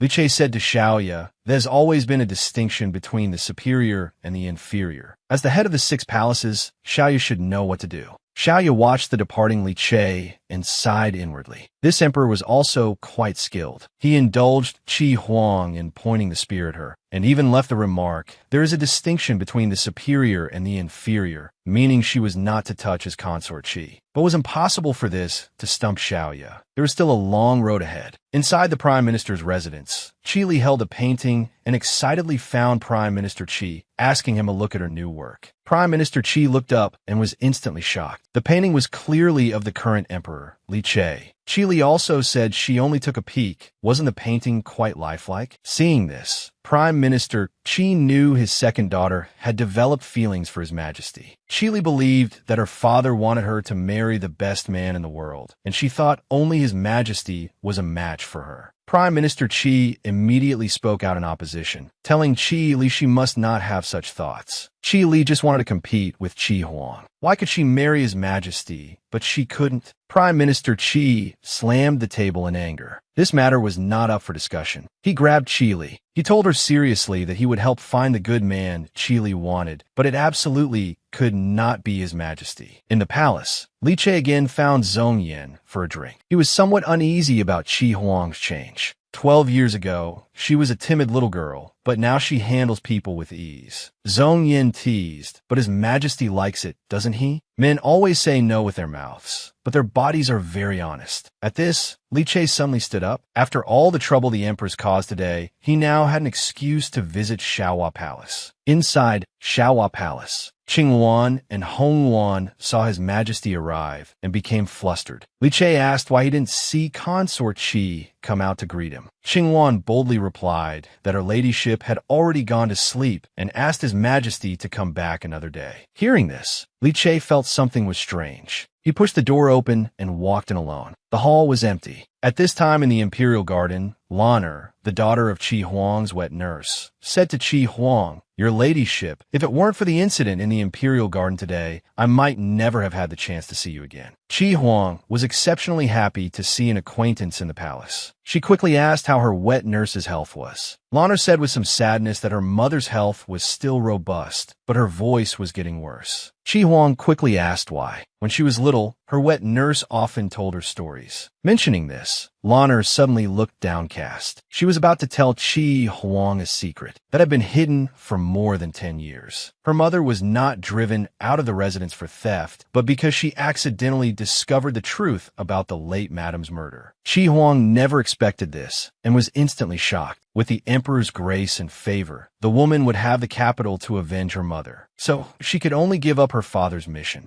to go all out to win the emperor's heart. Lan'er told Qi Huang that her mother was murdered. Qi Huang grabbed Lan'er's shoulders. She only knew before that her mother died of consumption. How could she have been murdered? Lan'er said the late madam never had consumption. It was because someone poisoned her that she coughed all day. The person who administered the poison was Mistress Fong from the residence. Qi Huang never thought that the stepmother who had cared for her so well was actually the murderer of her mother. Still somewhat disbelieving, Qi Huang asked Lan'er if her father knew about this. Lan'er said that Prime Minister Qi probably didn't know, otherwise he wouldn't have refrained from remarrying all these years. Suddenly, Lan'er also told Qi Huang that an old acquaintance of her mother's in the Prime Minister's residence said that recently, the second young lady had been secretly painting many portraits of His Majesty. Was Qi Li finally going to make a move? Qi Huang held Lan'er's hand. She was blind and deaf in this palace, completely unaware of the dangers. Was Lan'er willing to become her eyes? Lan'er agreed without hesitation. The late madam was kind to her and her mother, and her own mother also regarded Qi Huang as a daughter. She was willing to help her ladyship with her worries. Qi Huang's wish had now changed. Helping her father meant she could not get Li Che's affection. But to avenge her mother, she needed to rely on him completely. She had to have Li Che's support. As Qi Huang was rushing back, someone suddenly grabbed her wrist. Qi Huang could only pretend to be a palace maid who couldn't sleep and came out for a walk, begging the person to let her go. The person saw this and let her go. But Qi Huang now owed him a favor, which he would come back to collect in the future. Qi Huang ran off without looking back. Qi Huang returned to her Xiaohua Palace. Not seeing Qinghuan guarding the door for her, she thought they had overslept and forgotten to wait for her. But at this moment, she was suddenly pushed down onto the bed. No matter how Qi Huang struggled, this person kissed her directly on her red lips. At this point, Qi Huang finally realized it was Li Che. If your majesty wants to hold your subject, then do so openly. Why extinguish the lights and launch a sneak attack like a ghost? Li Che pinched Qi Huang's face. This concubine was not in her chambers late at night, and when he caught her, she bit back. Qi Huang said she just wanted to be with Li Che every day. This way, she wouldn't have to face those disturbances, nor would she have to face those situations beyond her control. Being able to open her eyes and see Li Che was enough. Li Che lifted Qi Huang's chin. Now that a Huang is by my side, do you also feel that things are beyond your control? In the Prime Minister's residence, a group of people were plotting. The new emperor had been on the throne for almost a year, yet he remained mediocre. The Prime Minister's students filled the court. All matters, big and small, in the court relied on their teacher. How could such a new emperor rule all of Dongyan? Prime Minister Qi naturally had to refute this first. It was just that the late emperor wanted him to fully assist and bring fortune to Dongyan. The teacher is only for the people of Dongyan. If the new emperor is unworthy of his position, how can Dongyan be stable? The students all spoke in unison. Teacher, you have great talent. How can you exhaust yourself for a new emperor who cannot be helped? Instead of assisting, why not replace him? Prime Minister Qi repeatedly chewed on the words replace him and fell in a deep thought. The woman learned that her stepmother had murdered her mother. Then she couldn't be blamed for disregarding the bonds of family. Since her green tea sister wanted to marry into the royal family so badly, then let the green tea sister perform more in front of the royal family. Inside Xiaohua Palace, Li Che gently asked Qi Huang how things were beyond her control. Was it because he was not good enough to her? Or something else? Qi Huang just said she was a little homesick, but being in the palace, she couldn't see her family every day. That was why she said things were beyond her control. It was not because of Li Che. Li Che asked in return, "Aren't you and your sister not on good terms? Is it still like that now?" Qi Huang threw herself into Li Che's arms. After all, she and her sister are connected by blood. What kind of deep-seated hatred could they have to want each other dead? Seeing her say this, Li Che said he would let Qi Huang's family come to the palace to visit. Qi Huang gently caressed Li Che's face that on the 15th of the first lunar month, Prince Chengqing returns to the palace. There will be a banquet. My father should be coming, right? Li Che lifted Qi Huang's chin at a special favor to you. I'll invite your parents and younger sister as well. Qi Huang actively offered Li Che a passionate kiss. Mistress Fang, Qi Li, if you're so ruthless, then don't blame me, Qi Huang, for disregarding our family ties. On the day of the palace banquet, there was singing and dancing. Li Che raised his cup to Prince Chengqing. Li Yin, that you've worked hard this year, imperial brother, while you were away studying. The son of Empress Dowager Cheng, Prince Chengqing, Li Yin, said with a smile, I am deeply grateful for your majesty's favor. The former crown prince, Prince Duan, Li Rue, chuckled. Point one is an imperial brother, the other is the emperor. There's no need to be so formal. Li Rue then chuckled and asked Li Che what kind of entertainment he had prepared to celebrate Li Yan's return.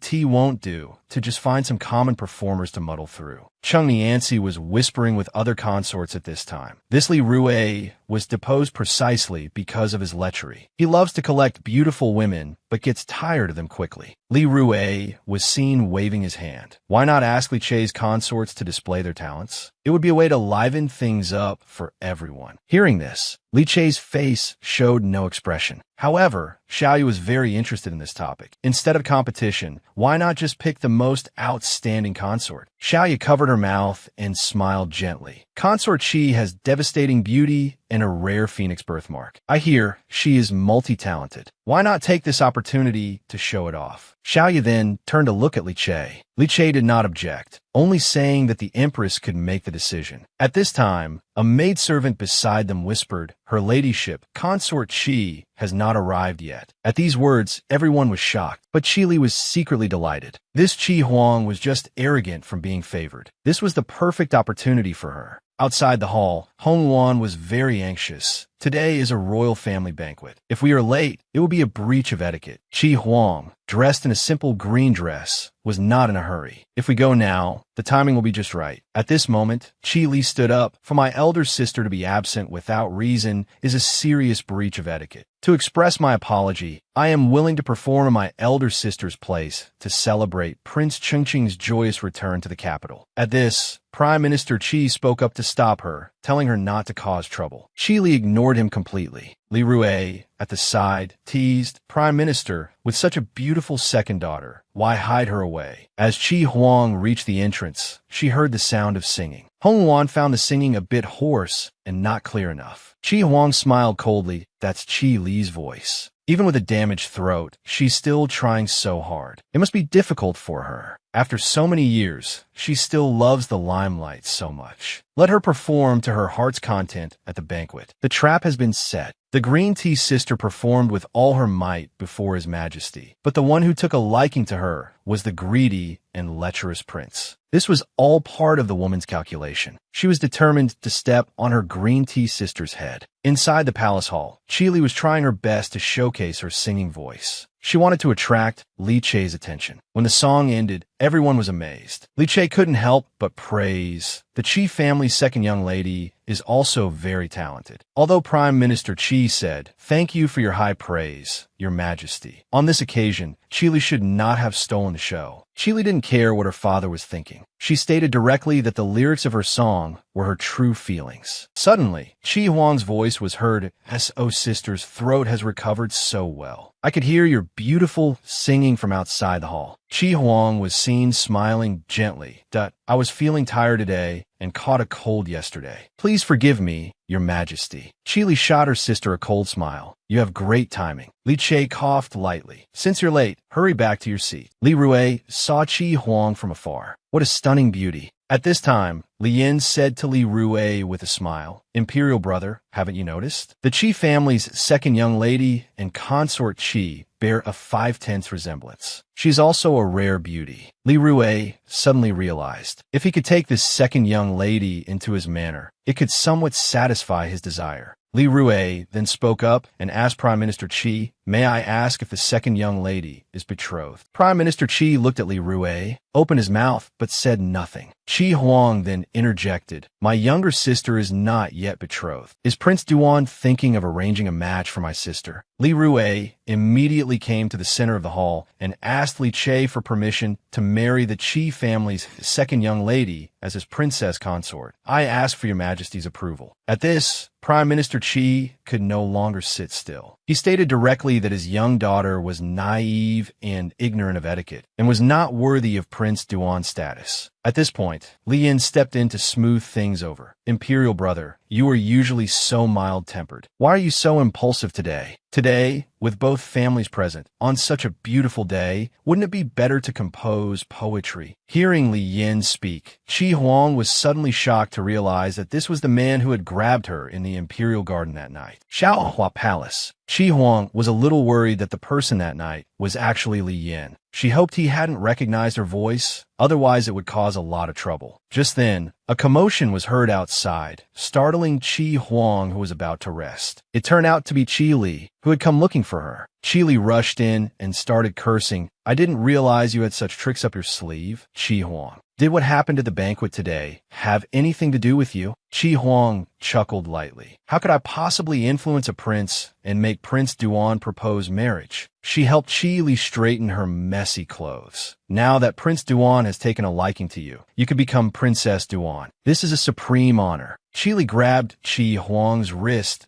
You're scared, she said. Scared that if I enter the palace, I'll steal the emperor's favor. Just you wait. I'll take everything that's rightfully mine sooner or later. Before Qi Li could finish, Qi Huang slapped her across the face. Qi Li was completely stunned that Qi Huang had hit her. Qi Huang stared at her and smiled faintly. This is the consequence for your insolent words and for offending your elder sister. As long as you haven't stepped over my head, you have no right to be presumptuous in front of me. Qi Li swallowed her anger and told Qi Huang to just wait. Qing Wan then said, Prince Duan's marriage proposal failed this time. Was it all for nothing? Hong Wan, however, saw things clearly. Your ladyship deliberately wore this green dress, making you look even more like the second young lady. Any girl Prince Duan sets his eyes on, he will always find a way to get. Qi Huang wiped her hands. The most important thing was to make Prince Duan lose face. A man's competitive spirit is fueled by what he cannot have. The next morning, Hong Wan went to wake Qi Huang. When she lifted the curtain, she was shocked. The lady's face was ruined. It turned out the Empress had secretly plotted this. But after it was done,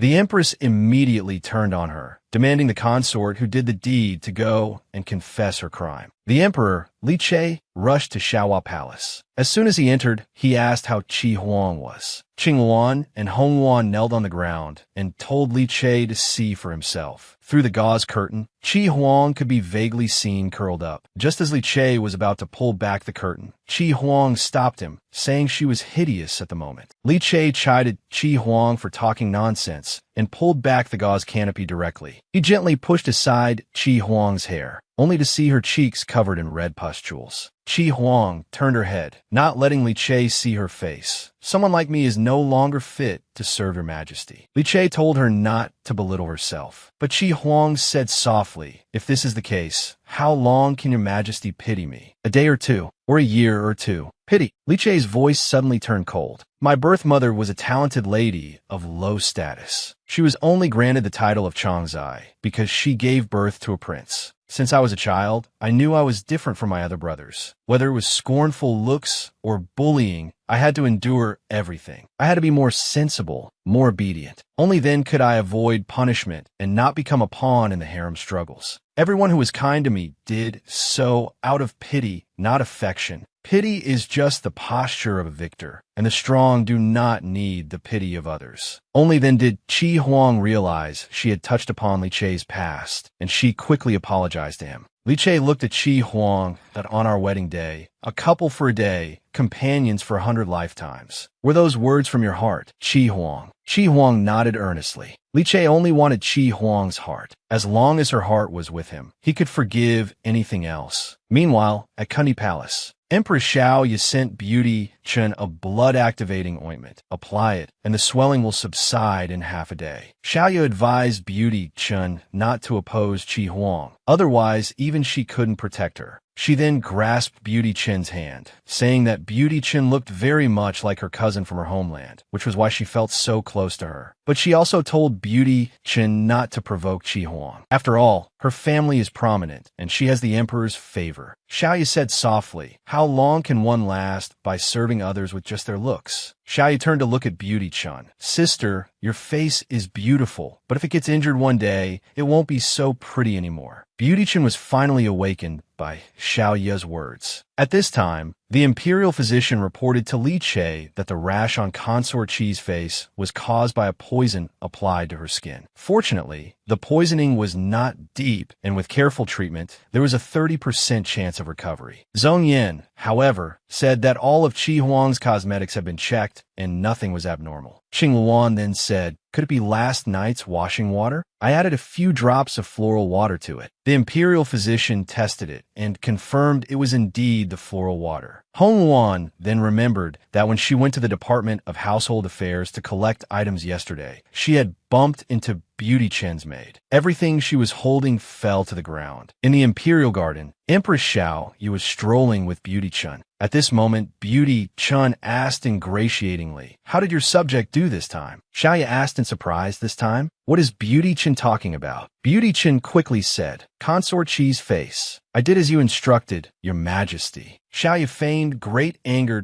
as, "Oh, it was you, Beauty Chen, who did that to Consort Chi's face." She rushed forward and grabbed Beauty Chen's hand. "How could you do such an absurd thing? Hurry and go to the emperor and Consort Chi to confess your crime. Perhaps you can still be spared death." Beauty Chen was utterly shocked. How could the empress suddenly turn on her and deny everything? The woman had been brainwashed by her father since childhood, only to fulfill her father's grand plan. She was startled to realize that after completing her mission, she wouldn't know what to do with her life. Just as Li Che was still investigating who had poisoned Chi Huang, a eunuch came in to report to the empress that the culprit who poisoned Consort Chi had been found. It was Beauty Chen. In Kundi Palace, Qinin praised, "Your Majesty's plan to kill 3 birds with 1 stone today was truly brilliant. This is also the most satisfying day for your Majesty since entering the palace." In Qin Yin's eyes, Beauty Chen was truly too stupid. Getting rid of her through someone else's hand was the best outcome. Shia didn't care about Beauty Chen. What she wanted to see was how that pair of lovers would face the days to come. The most fleeting thing in the world is a youthful face, like a flower in the mirror or a tree losing its blossoms. Even if Li Che was devoted to Chi Huang, he wouldn't be able to withstand her disfigured face. At this moment, a eunuch came to report that Consort Chi was requesting an audience. Shia did not want to see her. Just then, Chi Huang walked straight in, wearing a veil. "Perhaps your majesty has a guilty conscience, which is why you are unwilling to see me." "If I didn't come to see you, your majesty," Chi Huang said, "how could I let you see with your own eyes what I look like now?" After directly removing her veil, Chi Huang's face was as fair and smooth as ever. There was no trace of the swelling from earlier in the day. When Xiaoya saw Chi Huang's face, she was stunned that she had completely recovered. Chi Huang had come specifically to express her gratitude. "Thank you for the Ningyan dew that your majesty sent someone to deliver this morning. When I discovered my face had recovered, I came immediately to thank you, your majesty. I couldn't wait a moment longer." Chi Huang then feigned confusion, "But I find it strange. Why would a mere beauty take such a huge risk? Is my appearance more important than Beauty Chen's life? Or could it be that Beauty Chen has some powerful backer?" Shia could only say, Perhaps beauty. Chan was blinded by jealousy and did such a foolish thing. Chi Huang acted as if she had a sudden realization.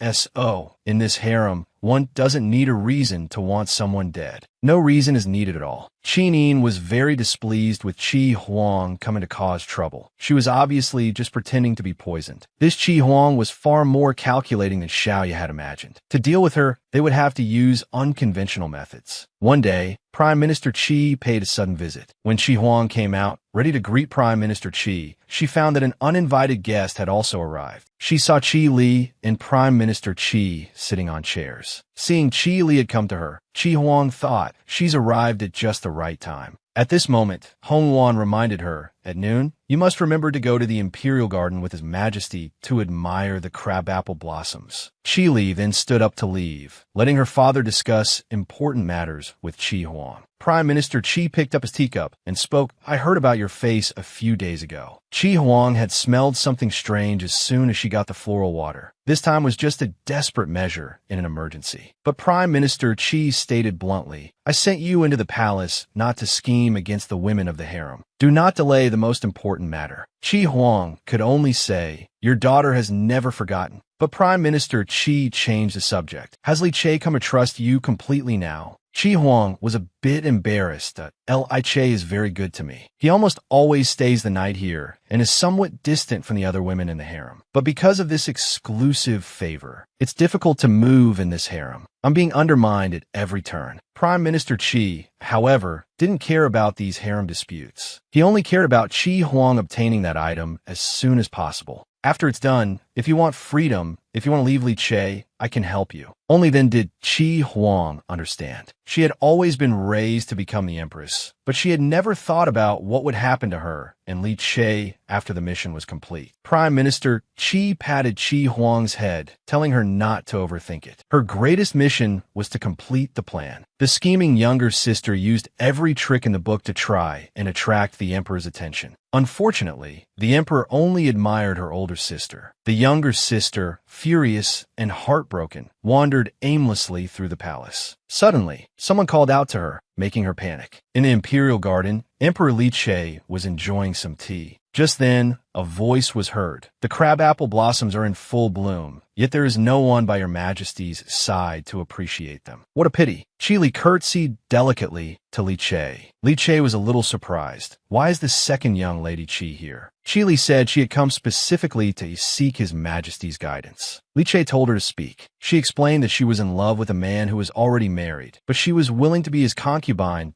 Is this appropriate? Li Che said frankly, if the man also admires you, and his family is willing to accept you, what's wrong with that? As Qi Li poured tea for the Emperor, she stared at Li Che and said the man she admired was right in front of her. Meanwhile, after giving his instructions to Qi Huang, Prime Minister Qi was preparing to return to his residence. Unexpectedly, he couldn't find Qi Li. Hong Wan said she saw the second young lady heading towards the Imperial Garden. Prime Minister Qi knew that Qi Li had ideas of her own. She was trying every means to get close to Li Che. Li Che praised Qi Li for being very bold and direct, but he didn't know what she liked about him. Qi Li replied with a shy face, I admire your majesty's talent. You're a great ruler. The person I have admired since I was young is someone like you. Li Che, however, stated coldly that he had not yet taken full control of the government. So how could she see his way of ruling? Qi Li was left speechless. At this moment, Qi Huang, bringing Prime Minister Qi, arrived at the Imperial Garden. From a distance, they saw Li Che and Qi Li in the pavilion. Li Che rejected Qi Li without hesitation. I have already married your older sister, so I will not accept you. Qi Li wouldn't give up. That what's so good about my sister? Why do you care so much about Qi Huang's feelings? It's the feeling from when we first met, and it's also Qi Huang's affection for me. Her true heart will never deceive me. This happened to be overheard by Qi Huang, who was taken aback. Hearing this, Prime Minister Qi snorted coldly. This emperor is just an incompetent fool preoccupied with romance. Qi Li wanted to argue, but was cut off by the Prime Minister. Prime Minister Qi came forward to apologize to Li Che. Please forgive my second daughter for her offense. Qi Huang spoke up in surprise. So my sister has feelings for His Majesty. Qi Li was both shocked and angry, and she ran off in a huff. After they were alone, Li Che finally asked Qi Huang, "Was I right? Your feelings for me must be the same as mine for you, just as deep." Just then, the wind blew petals into the air, swirling around the two of them. The fleeing Qi Li was still fuming that she, the legitimate daughter of the prime minister, could not compare to a bastard. Qi Li didn't want to give up. She was determined to crush Qi Huang under her feet. And at that moment, Qi Li happened to be seen by Empress Shia. She was remarking how Qi Li could just wander around the palace like this. But Qinin said that, judging by her expression, she seemed to have been wrong. Xiaoyu didn't want to let this opportunity slip by and had a palace maid follow her. Having wandered aimlessly, Qi Li unknowingly got lost. Just then a voice said, "Miss Qi Li, long time no see." It startled her. It's hard to get over a broken heart. Even a man as noble as the Son of Heaven doesn't know how to win a woman's true heart. Meanwhile, the woman's green tea sister was getting entangled with the prince and was caught red-handed by the Empress. Just then, someone suddenly called out to Qi Li. Qi Li turned her head and saw it was Prince Duan, Li Rui. She hadn't expected to accidentally wander to Li Rui's temporary residence in the palace. Seeing Li Rui made Qi Li very uneasy. She just said she had gotten separated from her father and needed to find him. But Li Rui didn't care. He said that for the two of them to meet today was fate. He invited Qi Li into his inner chambers for tea and a chat. Qi Li repeatedly waved her hands and refused, saying that Prime Minister Qi hadn't seen her for a while and would surely come looking for her. Li Rui came forward and grabbed Qi. "Li, we can talk about our marriage first." Listening to Li Che's heartfelt words, Qi Huang couldn't help but think that if she really were to be separated from Li Che in the future, she would have no expectations for the future at all. Seeing her cry, Li Che reached out to wipe away Qi Huang's tears. "Did I say something wrong?" Qi Huang threw herself into Li Che's arms, worried that she might lose this embrace one day. But Li Che said, "If my A Huang is willing, I am willing to hold you like this for a lifetime." Qi Huang asked Li Che, "Are you willing to spend your life with me?" Li Che said he had never changed. "When you were a teenager, kneeling in the rain as punishment, you were clearly so weak. But your face was full of stubbornness. From that moment on, I wanted to protect you for the rest of your life." But Li Che lifted Qi Huang's chin. "That I haven't felt your love for me, eh, Huang?" Qi Huang stammered, "How could that be? How could I not love you?" Li Che used Qi Li as an example to question her. "Why were you not the least bit nervous when your sister confessed her love to me?" But Qi Huang said, "You are the supreme ruler. What woman wouldn't like you? Besides, on our wedding night, you told me you couldn't promise to have only me for a lifetime. So naturally, I dare not ask for it." As a result, Qi Huang was forcefully kissed, stopping her from saying any more. Li Che felt a sense of detachment from Qi Huang, as if she could leave his side at any moment. Qi Huang gently caressed Li Che's face. "What should I do to put you at ease?" Unexpectedly, Li Che scooped Qi Huang up in his arms. "Putting me at ease isn't just about words." At this critical moment, Zhong Yin came to report, covering his eyes, that Qi Li has mistakenly entered Prince Duan, Li Rui's residence. Li Rui was pulling at Qi Li, refusing to let go, saying it was love at first sight. But Qi Li just wanted to leave the place quickly. Li Rui feigned anger, accusing Qi Li of looking down on him, a prince with no power. Qi Li didn't dare to anger Li Rui, otherwise she would be the one to suffer. Qi Li could only try to persuade him with soft words. Matters of marriage still require the parents' consent and a matchmaker's arrangement. How can we overstep the rules? Hearing this, Li Rui was overjoyed, thinking Qi Li had agreed to marry him. Seeing this, Qi Li wanted to take the opportunity to slip away, but she was stopped by Li Rui, who grabbed her wrist. "You must at least leave a hairpin as a token." Qi Li struggled internally for a long time. If she didn't leave something today, she was afraid Li Rui wouldn't let her go. She had no choice but to take off her hairpin and hand it to Li Rui. Just at that moment, Empress Shia walked in. "What a fine pair of lovers," she exclaimed. Qi Li's heart sank. It was the Empress. The day Li Rui's proposal to the Qi family was rejected, Shia had been upset for quite a while. Unexpectedly, the second young lady of the Qi family really is interested in Prince Duan. Upon hearing this, Li Rui nodded repeatedly. Qi Li wanted to explain further. Shia gave her no chance. Although the two are mutually attracted, it's improper for an unmarried man and woman to be alone in a room. Being seen by Shia today has complicated things for them. Unexpectedly, another person walked in. It was Chi Huang, who had also arrived with Qing Wan and Hong Wan. The woman's father always claimed to love her the most, yet he berated her for the sake of his second daughter. Between her father's mission and the man's affection, the woman's heart gradually sank into his tenderness. Just as Qi Li and Li Rui were caught red-handed by Empress Shia, Qi Huang also walked in with her maids. Shia was just worrying about having to find her. Qi Huang's arrival was perfectly timed. Shia said to Qi Huang, "Your Highness, if word of such behavior gets out, I'm afraid it will damage your reputation." Li Rui was a little displeased at this. How did meeting with him become something disgraceful? Qi Huang comforted Li Rui, telling him to be patient. She first agreed with Shia that a private meeting between a man and a woman was indeed against propriety. But what if they were meeting as an engaged couple? Shia and Qi Li were both stunned. Qi Huang looked coldly at Qi Li. "Sister, are you still going to be shy in front of Her Majesty the Empress?" She whispered softly in Qi Li's ear. "If you want to be branded with the ugly reputation of having an affair, then just tell them I'm talking nonsense." At this moment, Qi Li suddenly rushed to the door, crying out, "Father!" Prime Minister Qi blamed Qi Huang. When had he ever betrothed Qi Li to someone? For consort Qi to speak of her own sister this way was truly a loss of decorum. The Empress and Li Rui didn't quite understand what the Qi family, with their inconsistent behavior, was trying to do. The Prime Minister coldly accused consort Qi of having a heart as venomous as a scorpion, saying she had truly made him see her in a new light. At this moment, Qi Huang still felt a daughter's affection for Prime Minister Qi and wanted to step forward to explain. Unexpectedly, she was forcefully pushed away by Prime Minister Qi. Prime Minister Qi ignored Qi Huang, who had fallen to the ground, and only apologized to Shia and Li Rui. But just then, a eunuch announced the emperor's arrival. Everyone in the room was stunned. Li Che had heard everything from outside. He bluntly asked if the prime minister was dissatisfied with his arrangement. Then, Li Che walked straight to Qi Huang, who was on the ground. "When I'm not by your side, you can't even stand steadily." Li Che gently wiped the tears from the corners of Qi Huang's eyes, blaming himself for bringing her to admire the flowers on such a windy day. Li Che stated bluntly that consort Qi had not spoken falsely. Li Rui and Qi Li were indeed an engaged couple, because just a moment ago, he had decided to bestow a marriage upon the two of them. "Huang, you must remember that you shoulder the glory of the Qi family. You are not an ordinary girl. Huang is the most precious and valued daughter in father's heart. You are not father's daughter at all. You are the bastard child of your mother's affair with a bandit. Huang, this umbrella is for you. Father has raised you for so many years. You must get close to his majesty and win his favor. Huang, just because he is your father, must you obey his every command? Then what does my sincerity count for? Don't." Qi Huang suddenly woke up from her sleep. Does Huang suffer from nightmares every day? Qi Huang turned her head and saw that it was Li Che sitting by her bed. She threw herself into Li Che's arms, saying she had a dream. She dreamt that she had disappointed Li Che, and so she left him. Li Che stroked her head. "You won't. My Huang has never disappointed me." Qi Huang said, "If I were born into an ordinary family, I suppose I would have far fewer worries." Li Che gently caressed Qi Huang that in that case, I would have never crossed paths with you. But even if you were a farmer's daughter in the deep mountains, I would still find you. Because my Huang absolutely cannot marry another man. Qi Huang just stared blankly at Li Che, thinking that every word he said was pulling her step by step away from her father. She took the initiative and kissed Li Che. Regardless of their positions, regardless of their identities, Qi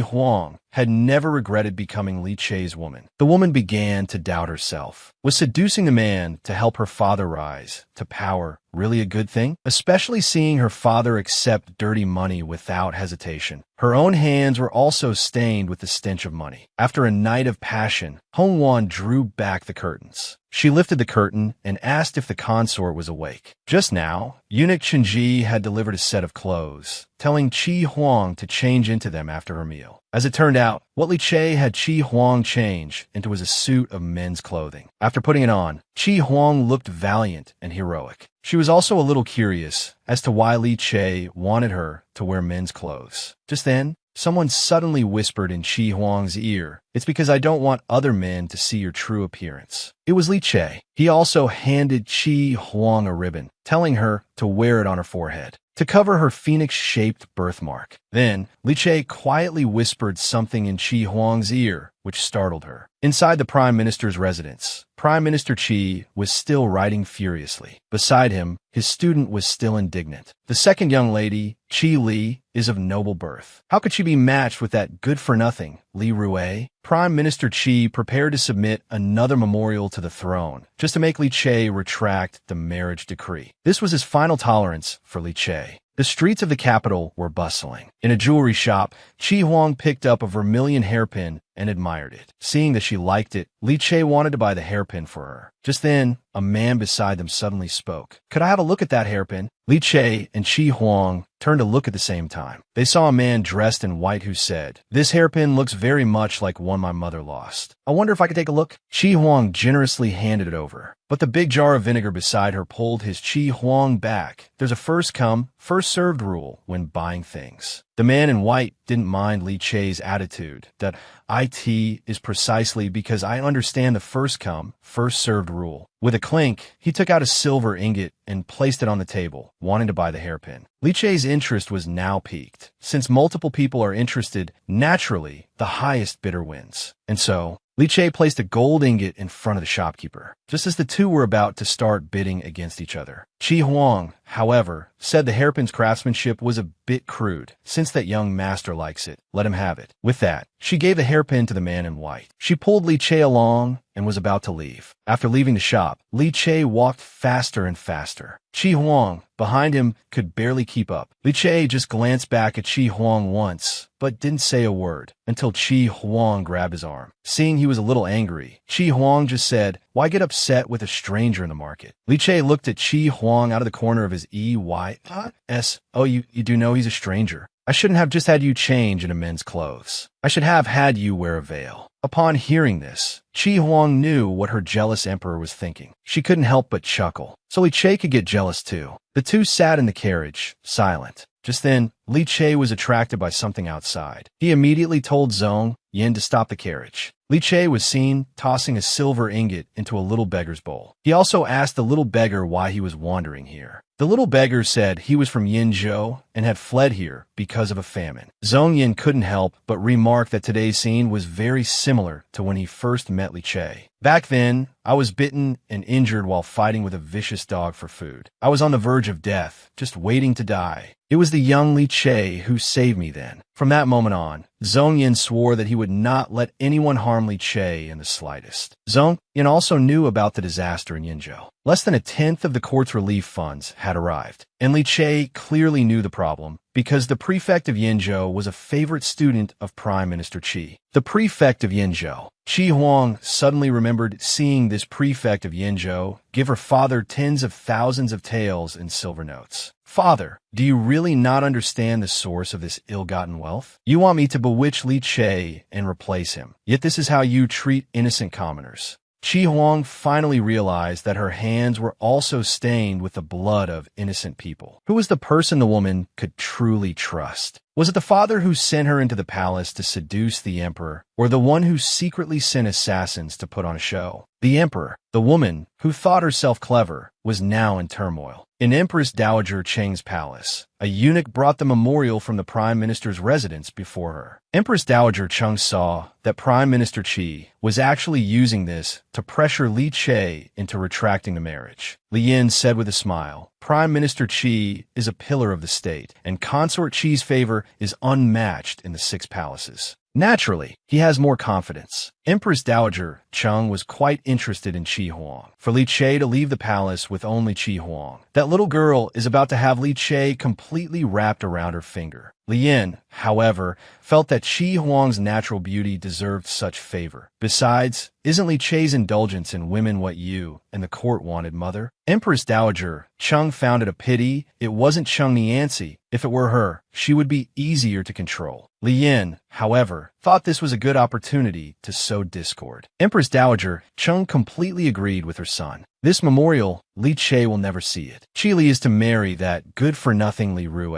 At night, Li Che took Qi Huang to choose a courtesan queen. But Qi Huang became jealous instead, got out of the carriage, and walked alone in a dark alley. Qi Huang was only pretending to be jealous, reflecting on what Prime Minister Qi's lessons had amounted to over the years. Just then, a voice suddenly came from behind. "Your Highness, Consort Qi, what's the hurry?" Qi Huang's heart skipped a beat. She turned to look. Behind her, a man in a black cloak had appeared at some point. The man raised his sword, saying he was here to eliminate a disobedient chess piece. Knowing her life was in danger, Qi Huang closed her eyes. Suddenly, she opened them to see Li Che shielding her, holding her tightly. He was still comforting Qi Huang, telling her not to be afraid. Li Che just looked back coldly at the man. "Who sent you?" The man didn't answer, but simply raised his sword high, intending to send this loving couple to the underworld. Just then, Zhong Yin arrived and struck the assassin to the ground. Li Che ordered Zhong Yin to find out who was behind the assassination attempt on Qi Huang. It was only then that Qi Huang discovered Li Che was injured on his back. Qi Huang lowered her head, speechless. Li Che had actually used his own body to shield her. At this moment, Zhong Yin tore off the assassin's clothes, revealing a tattoo on his shoulder blade. Qi Huang recognized this tattoo.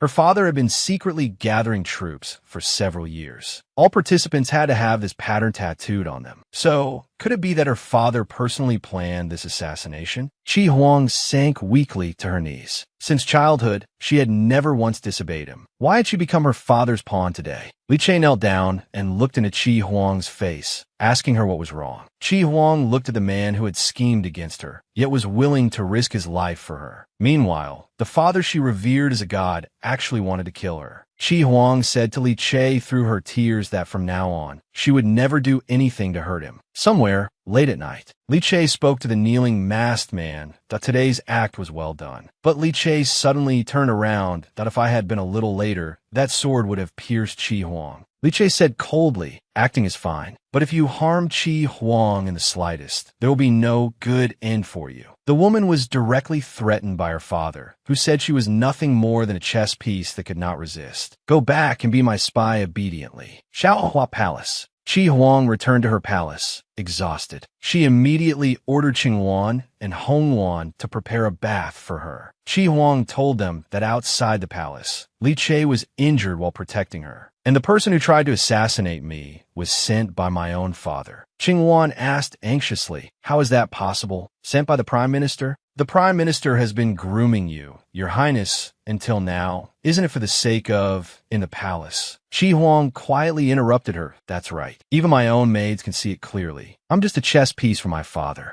Qi Huang's wet nurse Yi, arrived at Xiaohua Palace overnight. She had summoned wet nurse Yi for one reason, to find out if her mother's death was related to her father. Prime Minister's residence. Her foster mother, Mistress Fong, was still trying to get Qi Li to eat a few more bites. However, because she had to marry Li Rue, Qi Li felt she might as well starve to death. At this moment, Qi Huang arrived. As the saying goes, a monarch does not jest, she said, interrupting the mother and daughter. How could His Majesty easily retract his decree? Qi Huang walked in, leading a group of her maids. "Mistress, you should stop deceiving my sister." In response, Qi Li shouted at her to get out. "If it weren't for you, how would things have come to this?" But Qi Huang said, "If you become Princess Duan, you'll be almost on equal footing with me." She took the food from Mistress Fong's hands, raised a spoon, and was about to feed Qi Li. "If you starve to death, you won't be able to see His Majesty and I being affectionate." How could Qi Li endure this? She grabbed Qi Huang's arms with both hands. "Stop pretending to be a good person here, Qi Huang. I will get my revenge on you sooner or later." Qi Huang ordered people to come and stuff the food into Qi Li's mouth. You can only stop once the second young lady is full. Suddenly, a voice from outside shouted, "Stop!" Prime Minister Qi faced Qi Huang and berated her, returning to the residence without permission and even laying hands on your own sister. Prime Minister Qi said coldly, "Huanger, you've disappointed me too much." But this time, Qi Huang was not saddened by Prime Minister Qi's words. Disappointed? That's what I want to say to you. Prime Minister Qi turned his head and asked, "What do you mean by that?" Qi Huang replied without showing any weakness, "Nothing. It's just that I've heard some stories from the past. 18 years ago, Mother fell into the hands of bandits while covering for Father's escape. On the third day, Prime Minister Qi personally led troops to rescue her. A month later, Mother was pregnant, but Prime Minister Qi was not happy. Qi Huang said coldly, "Because you didn't believe Mother was innocent. You even suspected that I was not your own flesh and blood." Hearing this, Prime Minister Qi's expression did not change at all. He let Qi Huang continue. Qi Huang then said, "If Mother was innocent, why did you condone Mistress Fong harming her back then?" Prime Minister Qi's face finally darkened. Indeed, one must cut the weeds and pull out the roots. Another man's child can never be truly raised as one's own. He then reached out and grabbed Qi Huang's neck. "You are just a chess piece I created. A chess piece should not have a mind of its own." Prime Minister Qi also threatened Qi Huang. "You are merely the consort of a puppet emperor. He won't turn against me for a woman." Prime Minister Qi told Qi Huang to be his spy peacefully. "If you think Li Che can help you, you will only be disappointed." Suddenly, a voice announced, "His Majesty, the Emperor has arrived," startling the father and daughter who were struggling. What the woman's father wanted to seize was the black tortoise seal, which the man had simply placed on the desk in the imperial study. The man told the woman that even if one were to seize this seal by force, they would be destined not to hold the dragon thrown securely. Inside the Prime Minister's residence, Prime Minister Qi's student rushed in. In front of Qi Huang, they discussed the assassination of Li Che without any reservations. Prime Minister Qi's words, "It seems all our efforts were not in vain," made Qi Huang unable to hold back any longer. She begged her father not to move against Li Che. Prime Minister Qi turned and gave her a cold look, asking if she knew what she was saying. Qi Huang had no choice but to kneel before her father. She said bluntly that if today's plan failed, he would be a sinner for all eternity. She begged her father to give her time, saying she could definitely find where the black tortoise seal was kept. Prime Minister Qi understood that Qi Huang had developed feelings for Li Che, but at this point, "You no longer have the right to make any demands of me." Prime Minister Qi ordered her to dry her tears and follow him to see Li Che. After Prime Minister Qi left, Qi Huang called out to that student, "Take good care of yourself. If you were to die suddenly one day, you wouldn't be able to see this beautiful country anymore." Inside the study, Li Che watched with a light smile as Prime Minister Qi walked in, saying he was here to visit the Prime Minister today and to bring my consort Qi home. Qi Huang walked gracefully to Li Che, saying she had worried His Majesty by secretly leaving the palace. At this moment, Qi Huang still wanted to persuade Li Che to return to the palace early. But how could Prime Minister Qi be willing to let Li Che go now? Li Che also said he had heard the Prime Minister collected many fine teas and that today was a good opportunity to try some. Li Che took Qi Huang's hand, telling her not to be afraid. After everyone was seated, Prime Minister Qi's student took the opportunity while serving tea to say, "Everything is ready." At this time, Li Che ordered his attendant to present a gift. Li Che remembered that Prime Minister Qi was born in the year of the ox. "I recently came across this painting. This old ox carrying a young tiger is just like the Prime Minister, virtuous and tolerant." But Prime Minister Qi stroked his beard. "The tiger is the king of beasts. It's just a pity it's young. The old ox's body will be trampled into mincemeat." Li Che said with a cold expression, "Even if strength is determined by age, this ox can never take the position of the king of beasts." After Li Che left with his people, Prime Minister Qi's student asked, "Why didn't we capture Li Che today?" Prime Minister Qi stated bluntly, "By letting Li Che go today, Qi Huang will naturally have to fulfill her promise and find the black tortoise seal. At that time, Li Che will be even less of a threat." Upon returning to the palace, Qi Huang was taken directly to the imperial study by Li Che. Right there on the desk, a glittering golden seal caught Qi Huang's attention. Could this be the black tortoise seal? "Ah Huang, are you looking at the black tortoise seal?" Li Che suddenly spoke from behind her. He walked to Qi Huang's side and said, "This black tortoise seal is a national treasure. He who holds this seal is king and emperor. Simply put, whoever gets the black tortoise seal from my hands can replace me and become the emperor of the Dongyun kingdom. Qi Huang now understood why her father insisted she find the seal. However, Qi Huang also felt that to decide a monarch based on a single seal, if the person holding the seal is not a wise and virtuous ruler, wouldn't the people of the world suffer? Li Che gently caressed Qi Huang's face. This is what I like about you, your frankness. This black tortoise seal is merely a ploy to win the hearts of the people. If a person without virtue or ability were to seize this black tortoise seal, they would be destined not to sit on this dragon throne. Qi Huang looked at Li Che, her heart feeling a little uneasy. But Li Che's tone suddenly changed. I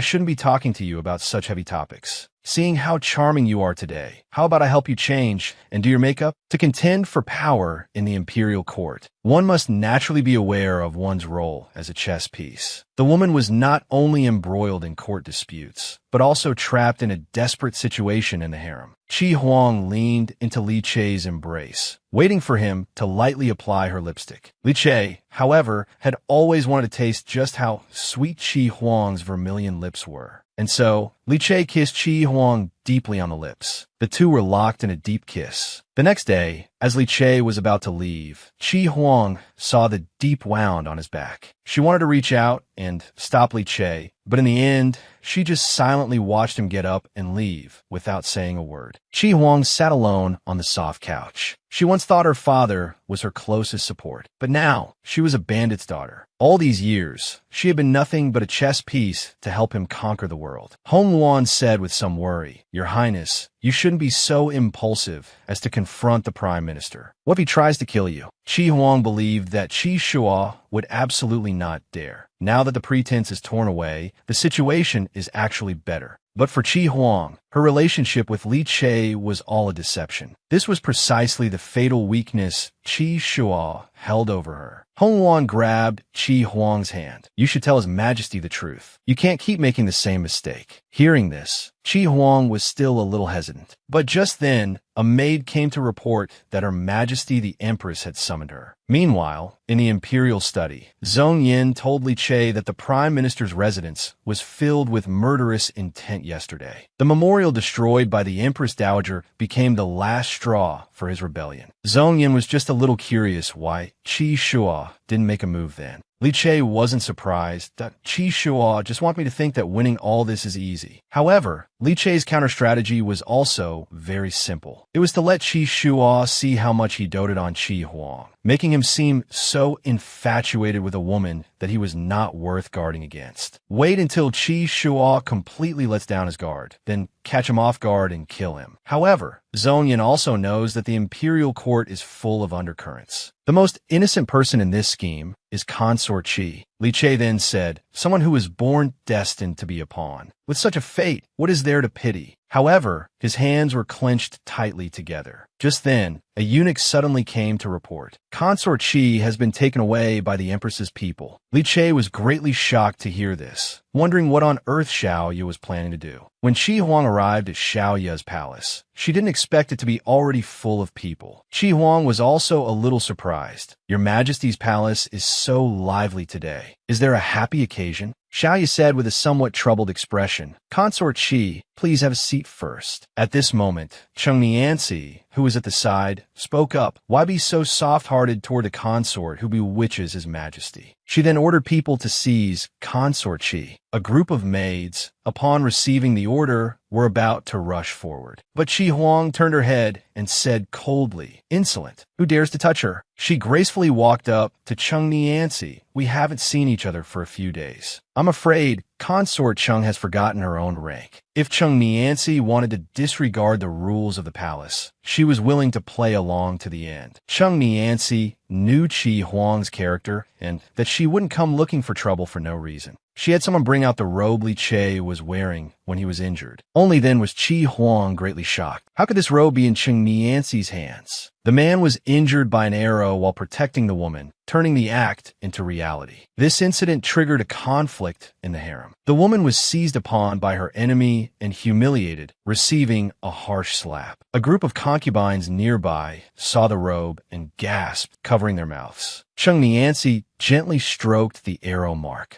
This is the long robe His Majesty wore when he left the palace. She turned her head and looked coldly at Qi Huang, but it became like this when he returned. Can Consort Qi explain this to everyone? Empress Shia also spoke up and asked, Consort Qi, how was His Majesty injured? The damage on this robe is quite frightening. Qi Huang had a bad feeling. If she revealed that Li Che was injured because of her, the matter of Prime Minister Qi sending assassins after them would surely be exposed. She could only lower her head and reply to Xiaoya, your subject does not know. Before Cheng Niancy and Xiaoya could respond, two concubines on the side eagerly started gossiping. One said that Consort Qi and His Majesty are inseparable, so how could she not know where he was injured? The other said they had never even seen His Majesty's imperial person, and how they envied Consort Qi. Qi Huang walked gently over to these two people and asked what their names were. The one in yellow is Zheng Jiyu. The one in green is Qin Meiren. Qi Huang verbally noted, one Jiyu, one Meiren. Then she slapped Zheng Jiyu across the face. Such great audacity. Everyone present was stunned. Cheng Niancy was furious. She yelled, Qi Huang, how dare you be so insolent? Qi Huang said coldly, a mere Jiyu and Meiren dare to be disrespectful to a consort. Don't they deserve to be hit? At this point, Empress Shia stepped in to smooth things over. I did not detect any disrespect in their words. Qi Huang saw that Xiaoyu was subtly defending them, but didn't care. She stated frankly that she was helping Her Majesty make things clear. She grabbed Zheng Jiyu's hand. His Majesty and the Empress's wedding day, how can you use that as a topic for gossip? And so, she slapped Zheng Jiyu's face again. She then walked over to Qin Meiren. You say you envy my favor, yet you violate the ancestral teachings against competing for favor. Seeing that Qi Huang was muddying the waters, Xiaoya told her to stop. Cheng Niancy said coldly, this Qi Huang is just trying to divert the attention. We are here today to find out why the emperor was injured. Only then did the other concubines present come to their senses. They had truly witnessed Consort Qi's viciousness today. Xiaoya also pretended to have a headache from their squabbling and didn't want to bother with it anymore. She then instructed Cheng Niancy that she was to be fully in charge of the matter. Cheng Niancy gave a cold smile. She would definitely get to the bottom of it. Meanwhile, in the imperial study, Zhong Yin was still asking Li Che if they should step in to help Consort Qi. Li Che muttered to himself that he was the one who had implicated Qi Huang in these matters. Zhong Yin was still a bit surprised. Didn't you just say that Consort Qi was merely a pawn? Li Che coldly ordered Zhong Yin, find out exactly how the robe got out. No matter who it is, show no mercy. Meanwhile, Qi Huang was taken to the imperial garden by Cheng Niancy. The place was bustling with people, a deliberate choice to humiliate her. At Cheng Niancy's command, a group of maids and old nannies pinned Qi Huang to the ground.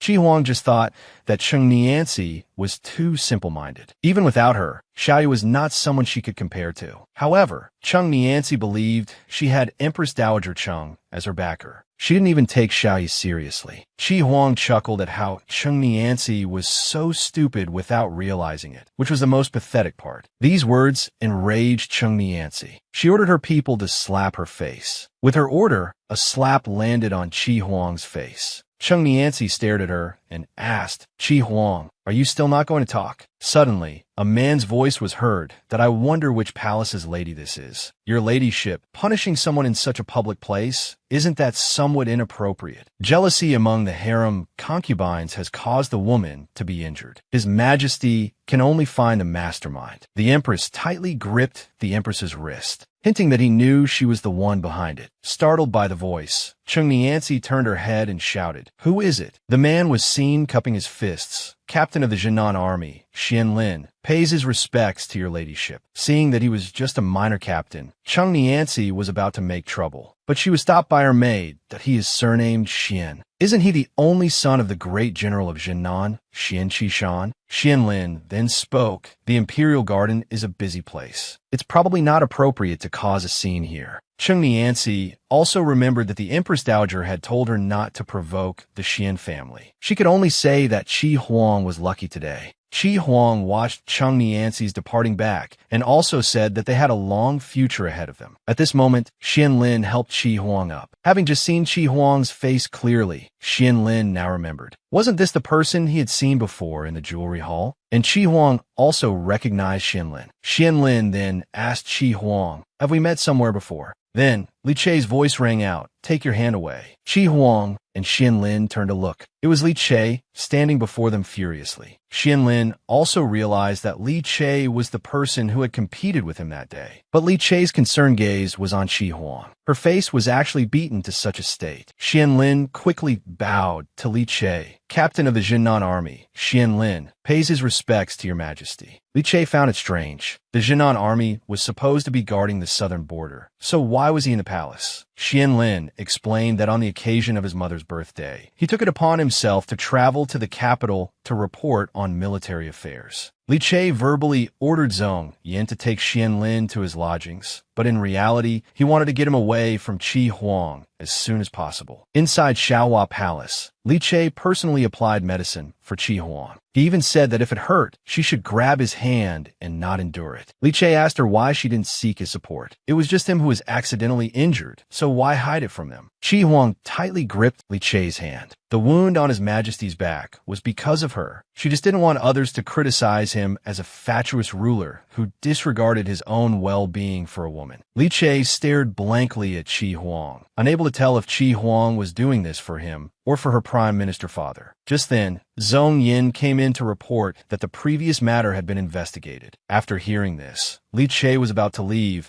but Qi Huang suddenly stopped him, asking him not to because Xianlin had held her hand. Misunderstand. Li Chei just said he wasn't that narrow-minded. After leaving Xiaohua Palace, Zhong Yin reported that a young palace maid had accepted a bribe from Qin Yin and secretly gave her the robe. Li Chei sneered that why surroundings are truly full of hidden talents. In the Empress's palace, Qin Yin was still mocking Cheng Nianxi for being simple-minded, getting her charged to the front lines with just a single bloody robe. She didn't even think about how that robe ended up at her palace gate. Shia also said that Cheng Nianxi was too competitive. Having finally gotten an opportunity, she naturally wanted to step on Qi Huang. But Xiaoya suddenly grabbed Qin Yin's hand. "Can I still meet with Mr. Wen again?" Just then, Li Chei walked in. He asked his empress who she wanted to see and if she needed help summoning them. After sitting down, Li Chei drank his tea nonchalantly and mentioned that a palace maid was executed today, because this palace maid had taken his robe without permission and given it to someone else. And this robe appeared in Consort Cheng's palace. Shia was startled. She could only cover her mouth and ask, was the palace maid connected to Consort Cheng? Li Chei glanced sideways at Xiaoya. However, the palace maid confessed someone else's name. At that moment, Li Chei suddenly gripped Xiao Ya's wrist tightly. "The Empress has a responsibility to help me maintain order in the harem. If anyone stirs up trouble, I will definitely not let them go." Xiaoya looked at Li Chei with a panicked expression, not daring to respond. A plot revolving around the woman had already begun, starting with rumors and gossip in the palace, to alienate the woman from his majesty. Then, people falsely claiming to carry an imperial edict also came to her door. In Empress Dowager Cheng's palace, Li Yin said that Xianlin was highly praised by Li Chei in the morning court. Now that the southern border is stable, this father and son are rare talents. But Empress Dowager Cheng said that Xian Qishan is old-fashioned and had even rejected her previous offer of an alliance. Li Yin chuckled. "Mother, do not worry. Since we can make Li Chei and Qi Shuo grow wary of each other, we can naturally make Li Chei and Xian Qishan grow suspicious of each other too." He turned his head and said softly, "Previously, when Consort Qi was punished by Nianxi, coincidentally, Xianlin wandered into the Imperial Garden and happened to see it. That Xianlin, disregarding the propriety between men and women, reached out and helped Qi Huang up. If a hot-blooded man from the battlefield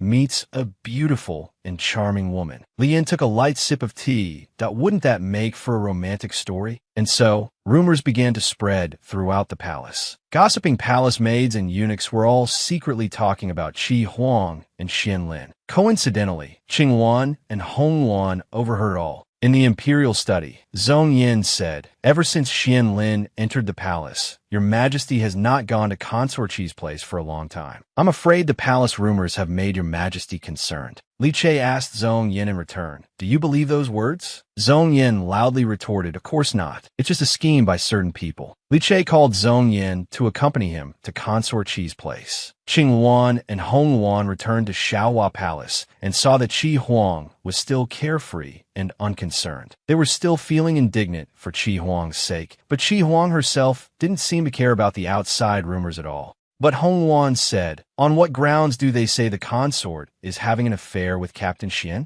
It's been so long since His Majesty came to the palace. Qi Huang sighed lightly. Then what should I do? Go and beg Li Che to come and favor me? It's all baseless anyway. Talk. Li Che would never believe it. If he really did suspect me, then explanations would be useless. Suddenly, Li Che's voice was heard. Consort Qi is right. Li Che said with a calm expression. One shouldn't take such rumors to heart. Seeing that Qi Huang was all right, he was relieved. After saying that, he turned and left. Back in the imperial study, Li Che took the little kitten from Zhong Yan's hands. He said to Zhong Yan, perhaps I have indeed become a bit greedy. In the past, I was used to surviving in difficult situations, hoping for a woman who could fight alongside me. Qi Huang did it. But now, I don't want Qi Huang to be so sensible. Even if she were to cause a scene with me over the matter with Xian Lin, Li Che's heart would feel some comfort. Zhong Yin then boldly asked Li Che a question. Do you really see Consort Qi as just a pawn? Do you truly have no feelings for her? Li Che, holding the kitten, was suddenly stunned by Zhong Yan's words. Zhong Yin continued, that night, when you blocked the arrow for Consort Qi, how much of it was real and how much was an act? If your Majesty truly has no feelings for Consort Qi, why go to such lengths? At that moment in Xiaohua Palace, a maid came in with a eunuch to report, saying that His Majesty summons Qi Huang. She stood up. Why does this young eunuch look so unfamiliar? This frame-up is truly vicious. Not only did it directly cause the only witness to prove their innocence with death, but it also pushed the woman into a desperate situation. She couldn't defend herself. Xian Lin was summoned to the imperial study by Li Che. As he was coming out, he was stopped by a palace maid. After he pushed the door open and had just bowed. Greetings, Consort Qi. Qi Huang turned her head and was shocked. Why is it him? Where's His Majesty? Xian Lin was still confused and asked, didn't they say that your ladyship wanted to give me instructions because of the recent rumors? At this moment, the palace maid suddenly screamed, Consort Qi, spare my life. Captain Xian, spare my life. This servant didn't mean to walk in on your secret meeting. Shouting, this servant won't tell anyone. Don't kill me. The palace maid ran out the door. Only then did the two people left in the room realize, damn it, we've been framed. Meanwhile, in the imperial study, a eunuch suddenly came to announce that Prince Duan and Prince Qingqing were requesting an audience. As he was speaking, Li Rui and Li Yin pushed past the eunuch and walked in. Li Yin still had a smile on his face, saying he had acquired a fine jar of wine today and came especially to invite His Majesty to drink with them. Seeing these two come to him on their own initiative, Li Che remained unmoved. At this time, the palace maid ran through the palace shouting, Consort Qi is killing someone. Captain Xian is killing someone. This attracted the attention of everyone in the palace, who began to gossip. Xian Lin finally caught up with the palace maid at this moment and grabbed her hand. The palace maid trembled in fear, shouting for mercy. She really didn't mean to interrupt their secret meeting. And this scene was witnessed by all the people around. Qi Huang also rushed over at this time. She asked the maid, who made you do this? Tell the truth now, and I can spare you from the death penalty. The maid looked at Qi Huang pitifully, but shouted, your ladyship,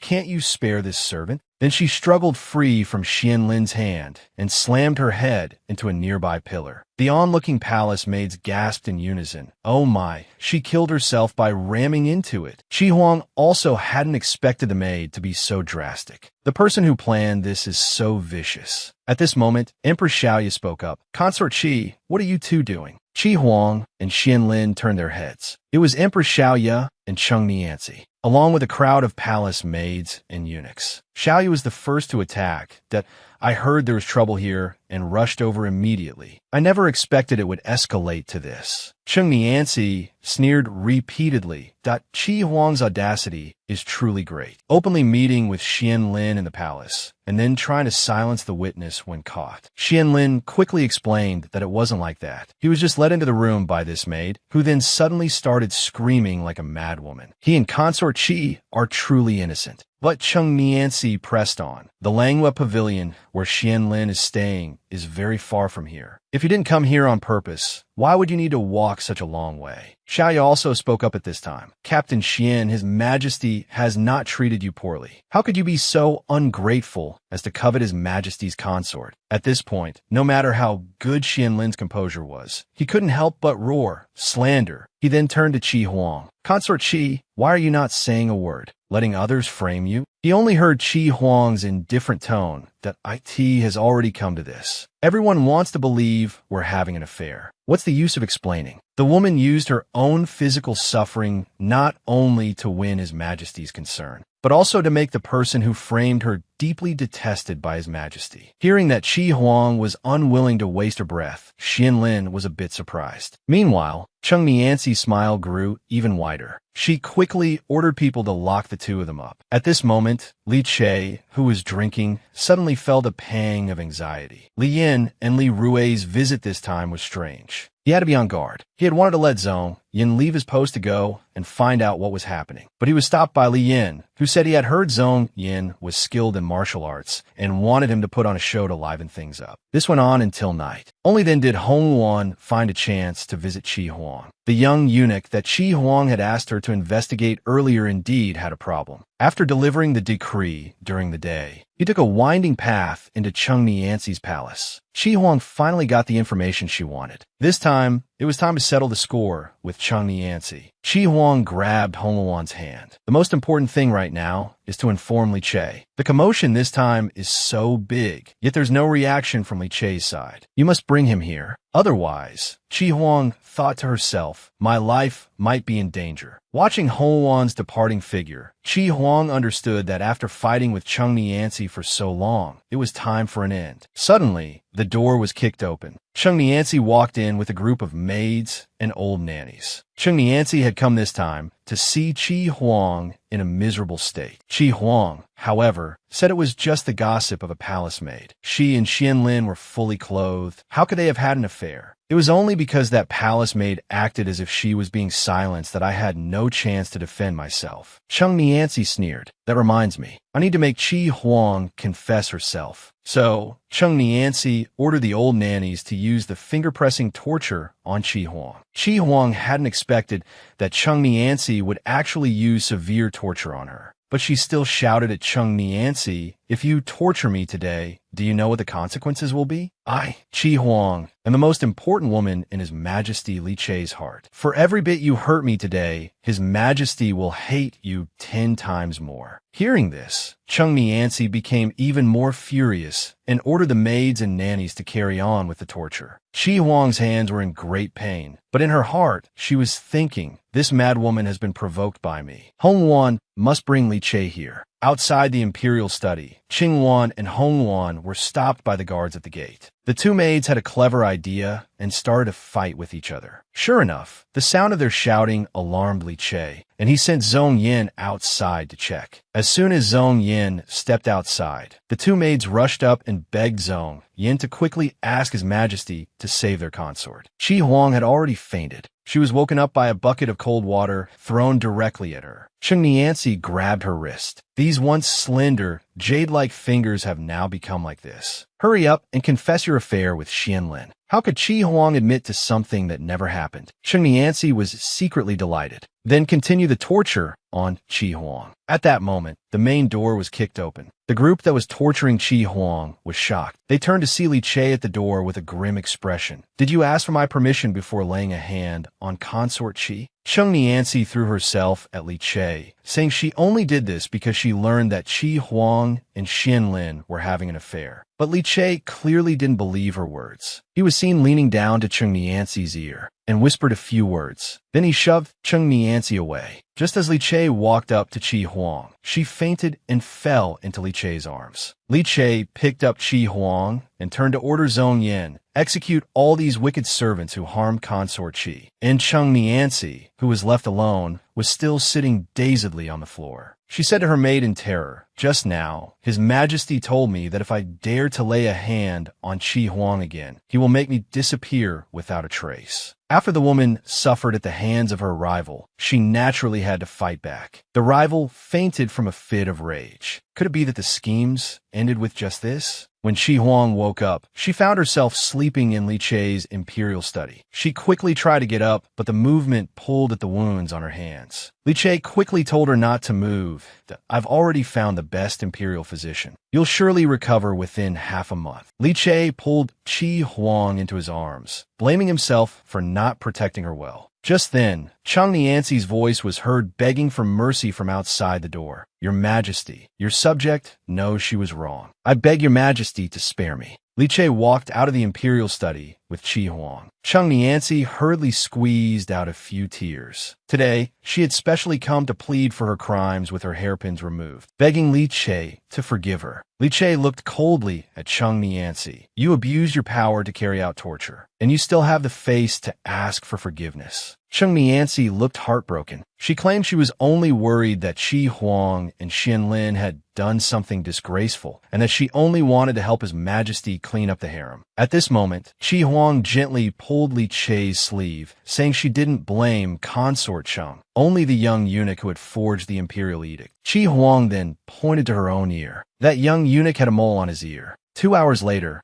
Zhong Yin returned to report. They had searched every palace, but couldn't find a eunuch with a mole on his ear. Cheng Nianxi sneered inwardly. "You didn't expect this, did you? How could Qi Huang not have anticipated this move?" After all, that night, Cheng Nianxi's maid had told the young eunuch that his reward was all in this well. So Cheng Nianxi cried out that she was wronged, claiming there was no young eunuch with a mole on his left ear at all. However, her words were immediately interrupted by Zhong Yin. "Consort Cheng." He hadn't finished speaking. They didn't find this young eunuch, but in a remote well, they discovered a male corpse, and he happened to have a mole on his left ear. Upon hearing this, Cheng Nianxi was instantly horrified. A satisfied smile appeared on Qi Huang's face. Li Che had originally planned to go and inspect the body himself, but he was dissuaded by Qi Huang. Why not summon the head of the Imperial Household Department to identify him? We'll know who his master is as soon as we ask. Qi Huang turned her head and smiled at Cheng Nianxi. Cheng Nianxi trembled all over. She was about to be exposed. She was seen fainting to the ground. It was unclear if it was a real faint or a fake one. When Cheng Nianxi slowly woke up, Qi Huang was standing in front of her, looking at her. "Consort Cheng, you're awake now. Aren't you concerned about the outcome after the head of the Imperial Household Department arrives?" Cheng Nianxi didn't care what the head of the Imperial Household Department said. "You think you can convict me with just a few testimonies?" Her aunt was the Empress Dowager. Their Cheng family held significant power in the Dongyan Kingdom. Qi Huang gave a cold smile. She hadn't wanted to be enemies with Cheng Nianxi, but Cheng Nianxi had made things difficult for her at every turn. This time, wanting to kill Cheng Nianxi had really taken a lot of effort. Qi Huang waved her hand and summoned someone. The figure of a eunuch emerged from behind her. The woman pointed at the consort before her and shouted loudly. "What is going on? Why is he still alive?" That's right, the one with red hair was Consort Qi. Consort Qi teased, yes. He was clearly thrown into the well. How did he suddenly come back to life? Only then did the woman completely understand. It turned out Consort Qi had been preparing for this all along. The woman immediately accused her. "You and Zhong Yin conspired to lie and set this trap. Aren't you afraid of the crime of deceiving the emperor?" Consort Qi laughed and replied, "Cheng Nianxi, you're wrong. It wasn't just me and Zhong Yin. The emperor was also involved. A few hours earlier, Cheng Nianxi was outside the door, crying out for the emperor. She wept, wanting to see him. The emperor sounded rather impatient. He told Cheng Nianxi sarcastically, "Making such a public scene, you're clearly forcing me to back down. The son of heaven, living like a puppet, so helpless." However, Consort Qi, in the emperor's arms, said aggrievedly, "Your Majesty, you will surely forgive her, won't you?" Behind Cheng Nianxi is the Empress Dowager. No matter how much of a scene she makes, you have no choice but to forgive her. The emperor was about to say something, but Consort Qi covered his mouth. Qi Huang said, "Let your subject handle the rest. You're merely a chess piece I have carefully crafted. How can you develop a mind of your own? If you're not under my control, you are courting your own destruction." Thinking of this, Qi Huang began to feel aggrieved. She told the emperor, "Isn't your subject the same?"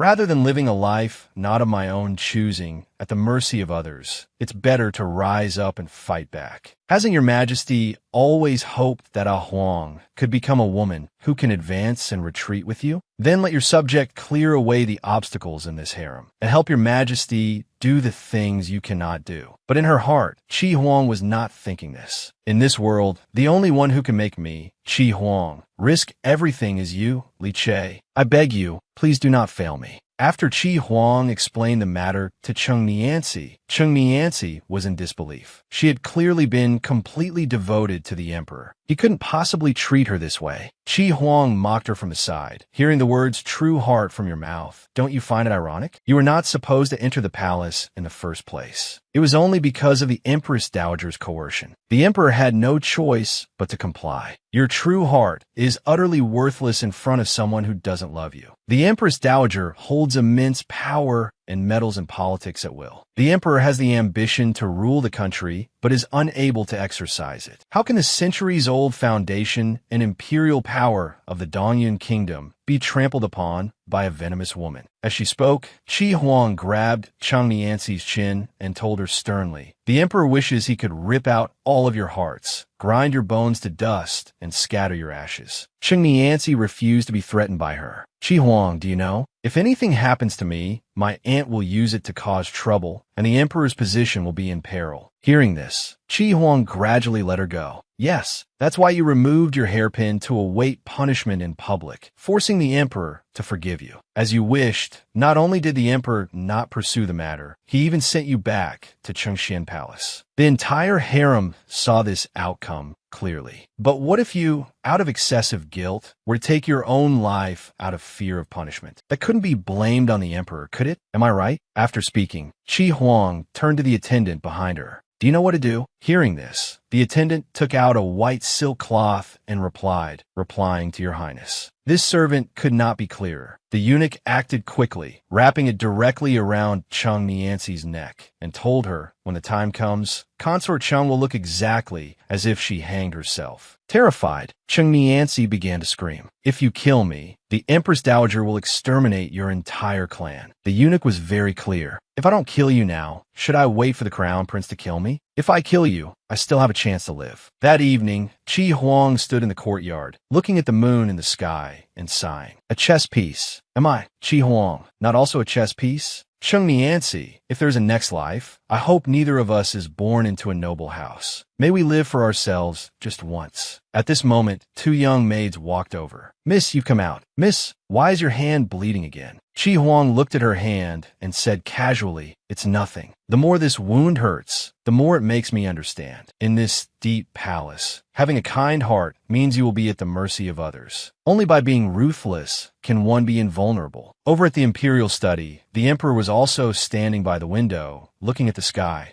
The man beside him looked at the object in the emperor's hand and said, "Your Majesty, if this subject remembers correctly, what you're holding is the phoenix jade pendant that Consort Qi gave you after the first incident. This subject can see that you have always cherished it." The emperor, looking haggard, said, "She said the emperor is like a puppet. Isn't a Huang the same? She wants to tell me that she no longer wants to be controlled by him. She wants to stand by my side and fight back with me." As he spoke, the emperor clenched the jade pendant in his hand. "Zhongyan, I really want to believe her this one time." Zhongyan told him, "Your Majesty, this subject can see that Consort Qi has feelings for you. But right now, the situation in the Dongyun kingdom is so tense. Qi Shuo and the Empress Dowager both have their eyes on the throne. If your Majesty chooses to trust Consort Qi now and advance and retreat with her, it will be placing your own life in her hands. If Consort Qi has other intentions, your Majesty will fall into a place of eternal damnation." However, just as Zhongyan finished speaking, Qi Huang's voice came from behind. It turned out that while the two were talking, Qi Huang had walked in. Qi Huang told Zhongyan, "I won't. Your Majesty, your subject will not betray you." After a while, the emperor sent Zhongyan away, leaving the two of them alone. The emperor took Qi Huang's hand and said, "Your hand is bleeding again."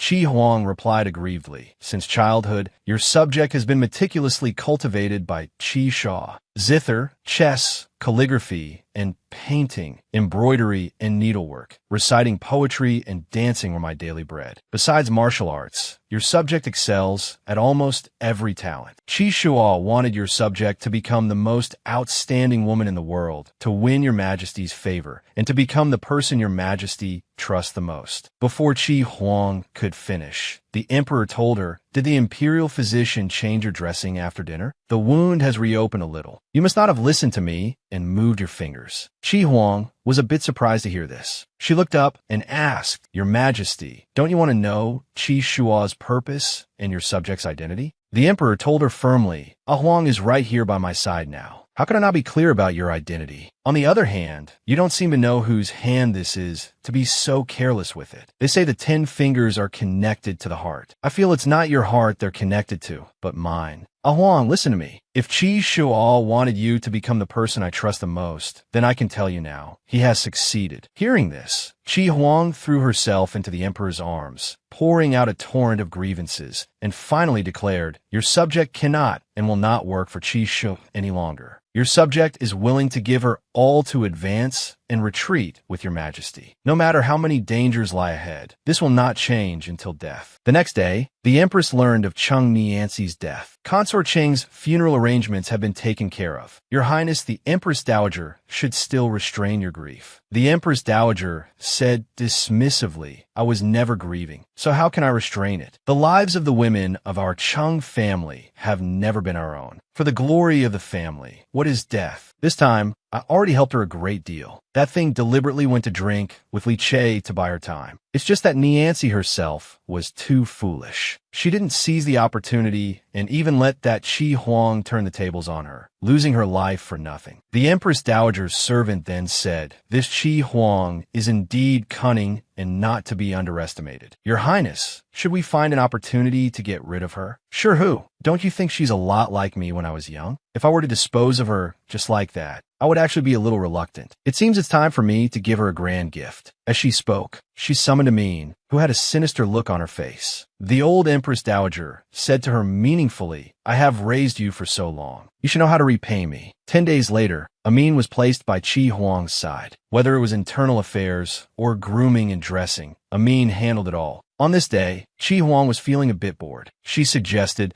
"To be cooped up in the palace on such a fine day, isn't it a waste of my long recovery? Today is a good time to go to the Empress's palace and catch up with her." Arriving at Kundi Palace, the other consorts began with their sarcastic remarks. "We haven't seen you for days. Consort Qi is looking much better." The one who was seated looked at Qi Huang with a strong reaction, her face full of disdain. But Qi Huang was not one to be trifled with. She retorted directly. Qi Huang brought up the cause of Cheng Niancy's death to intimidate her. The meaning was clear: don't mess with me, or you'll meet a bad end. This move really worked. The fool was actually intimidated and began to flatter Qi Huang. It turned out this person was no ordinary character, but the current Empress Shia. Just as the two were talking happily, a servant suddenly walked in, holding a tray, and said, "Your Highness the Empress, your sword tassel has been cleaned." This servant was very careful and didn't damage it at all. "Please inspect it, Your Highness." This made the Empress start to panic. She cursed inwardly. Why did this girl bring the sword tassel out at this time? Qi Huang, at the side, showed a triumphant expression. This was the first time she had seen this woman show such a nervous expression. The Empress's personal attendant, Jian Ho, immediately began to scold her and wanted to strike her. However, at this moment, Qi Huang stood up. She interrupted the attendant, saying she wanted to admire the exquisite sword tassel. The attendant stood in front of the maid and told Qi Huang, "This is a personal item. It is not convenient to show it to Consort Qi." The Empress also hurriedly tried to smooth things over, saying with a smile, "This tassel was a memento given to me by my imperial brother before I got married. It has extraordinary significance, so I won't show it to Consort Qi." After leaving with a few simple words, Qi Huang's servant began to ask her, "Why did you want to see that object? It looked very ordinary." Qi Huang didn't answer her, but thought to herself, "Shia,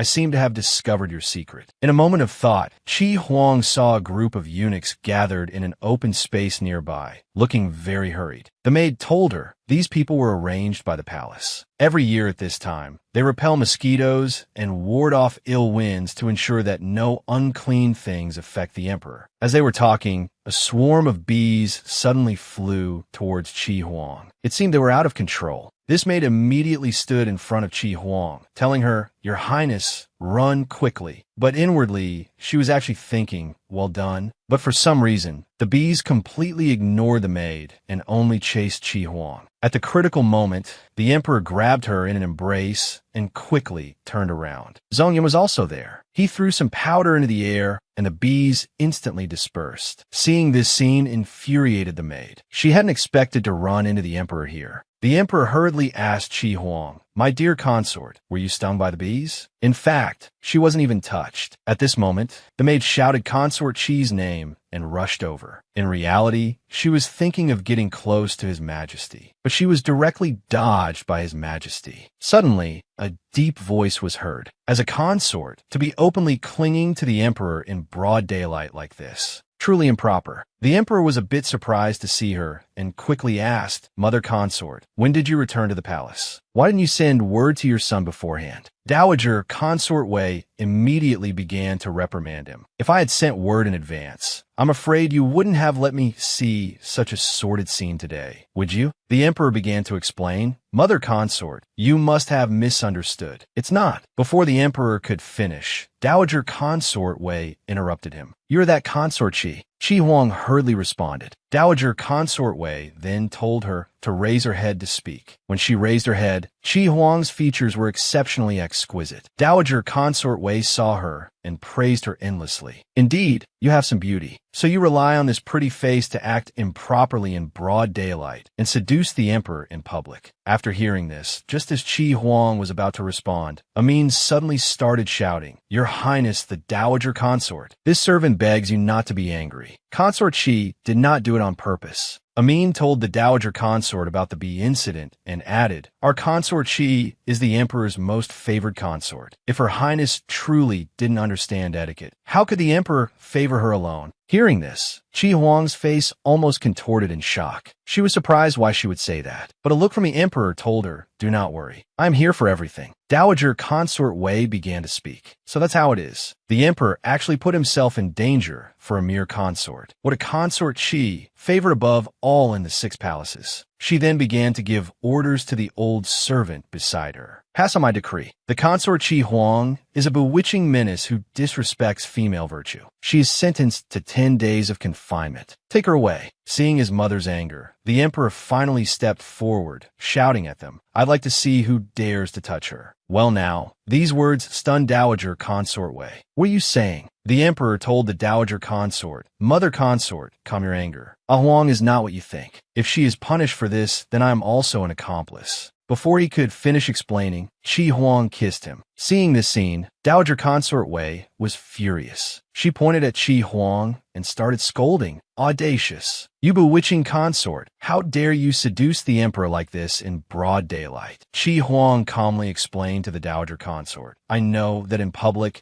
I should observe etiquette and not be overly intimate with the emperor. But as for your words about being a bewitching menace who disrespects female virtue, that truly wrongs your subject. Since I will be punished whether I am right or wrong, I might as well be wrong to the very end. Even if it's confinement, your subject feels it's worth it." Her words infuriated the Dowager Consort, who directly changed the sentence to 1 month of confinement. It seems 10 days is too little for Consort Qi. After finishing, the Dowager Consort turned to leave. Before going, she told the emperor, "I will be waiting for you in my palace. You must give me an explanation for this matter today." After returning to Huairan Palace, Amin asked Consort Qi, "Should we pack up and return to Xiahua Palace?" But Qi Huang didn't think so. She told Amin that old woman ordered confinement, but she didn't say where. "If I'm to be confined, it will be here in my Huairan Palace." Confinement, Amin said in surprise. Your Highness is right. This servant was so worried I almost cried. If your Highness doesn't see the Emperor for a month, someone else might take advantage of the situation. Hearing this, Qi Huang grabbed Amin's hand and said, Amin, about you shielding me from the bees today, I must thank you. In the past, it was always Hong Yuan and Qing Yuan who protected me. I will remember your kind intentions from today. Today, I angered the Dowager Consort, so naturally, I must make amends. Help me go to the Imperial Kitchen and request some fine ingredients. I want to personally make some of her favorite dishes for the Dowager Consort. After sending Amin away, Qi Huang called for Hong Yuan and Qing Yuan. Then she took out a paper packet from her clothes. She told the two servants, one of you follow Amin. The other, go find out what good thing is hidden in this paper packet. It turned out that before the bee attack, Amin had stuffed a paper packet onto Qi Huang. After the emperor arrived at Changning Palace, he was given a harsh scolding by Dowager Consort Wei. What a consort she! Arrogant, domineering, and shameless. But the emperor was unconcerned. Your son feels that mother consort is being a bit too sensitive. A Huang is not what you think. She is intelligent and reasonable, and has always understood the rules. But the Dowager Consort told him of her own experience. Your father, the late emperor, doted exclusively on that Empress Shia, neglecting the consorts of all the palaces. A mother consort of low status, like me, suffered endless cold shoulders. The emperor explained it to her this way, saying that it wasn't Dowager Consort Wei's fault that she had a hard time in the past. The fault lay with the late emperor. Since he already had the person he loved most, why did he have to ruin the lives of other women? Hearing this, Dowager Consort Wei was speechless, her face full of surprise. She hadn't expected him to say that. Then, he told Dowager Consort Wei, I hope that perhaps one day, when all this is settled, I will only need her by my side to enjoy this beautiful land. By evening, Dowager Consort Wei was still perplexed. She began to ask the old servant by her side, Xiangru, is it true that a son's matters are beyond his mother's control? Why must he like that woman? The old servant told her, Your Highness the Dowager Consort, this servant has followed you for over 30 years. Based on my understanding of your Highness, you would never hate Consort Qi over such a small matter. This really hit the mark. But the Dowager Consort was still very angry. She felt that the Qi Huang of today was just like that venomous woman from the past. At this, she made up her mind. I cannot allow such an exclusively favored consort to appear in my son's harem again. Over at the Empress's quarters, a servant was scolding that maid and slapped her across the face. The attendant berated the maid. You clueless wretch. Didn't you see Consort Qi sitting there? You still dare to speak carelessly in front of her. Are you looking for death? Finally, the Empress told the attendant, this maid does her work well. Let's keep her for now. But since she doesn't know how to speak, cut out her tongue. At the same time, the emperor arrived at Huaran Palace looking for Qi Huang. Seeing Qi Huang, the emperor asked her, why are you standing so far away and not coming to greet me? Qi Huang looked at him and teased. Has your majesty forgotten? Your subject has been confined by the Dowager Consort. I cannot step past this threshold now. The emperor stroked her head and said, can this door really stop Ah Huang? As soon as he finished speaking, Qi Huang grabbed the emperor's hand and ran into the room. However, as soon as she pulled him in, he turned the tables, pinning Qi Huang against the wall. Who knew that Qi Huang would push him away and tell him, your subject is confined for a month. There will be plenty of time to be close with your majesty. But right now, you must first see something your subject has prepared for you. It turned out, Qi Huang had drawn the empress's sword tassel for the emperor to see. At the same time, she teased from his side. Your subject wanted to have a look, but she refused, saying it was a gift from the King of Wei. As far as your subject knows, the King of Wei studied literature since he was young and is not skilled in martial arts, let alone carrying a sword. Besides, why would a king's farewell gift to his own sister be an ordinary sword tassel? Qi Huang also added, Your Majesty, the incident today where Consort Qi was chased by a swarm of bees was no accident. Your subject believes that someone in the palace is trying to harm Her Highness. Your Majesty must be on guard. Before Qi Huang could finish, the emperor grabbed her and told her, Huang, are you willing to be my empress? Qi Huang felt she couldn't agree directly and tried to change the subject back to the sword tassel. But the emperor was very affectionate. Huang, don't change the subject. I only want to know, do you want to replace Shia and become my empress? Finally, Qi Huang could no longer hold back. She cried out to the emperor, there has not been a moment when your subject did not want to replace her. The late emperor's verbal edict once designated Huang as the future empress. Everyone in the world thought this was the highest honor, but for the past 18 years, Huang has never been happy because of it. Huang didn't know who would eventually ascend to the throne. The happiest moment for Huang was hearing that your majesty had ascended the throne and that I could finally marry the man I love and become his wife. But when the imperial edict arrived, your subject was only a consort, Qi. In fact, your subject has told herself countless times that as long as your majesty loves me, it's fine. There's no need to obsess over becoming the empress. But the more your subject loves your majesty, the more unreconciled I feel. The one who drank the nuptial wine with your majesty was not Huang. The one who performed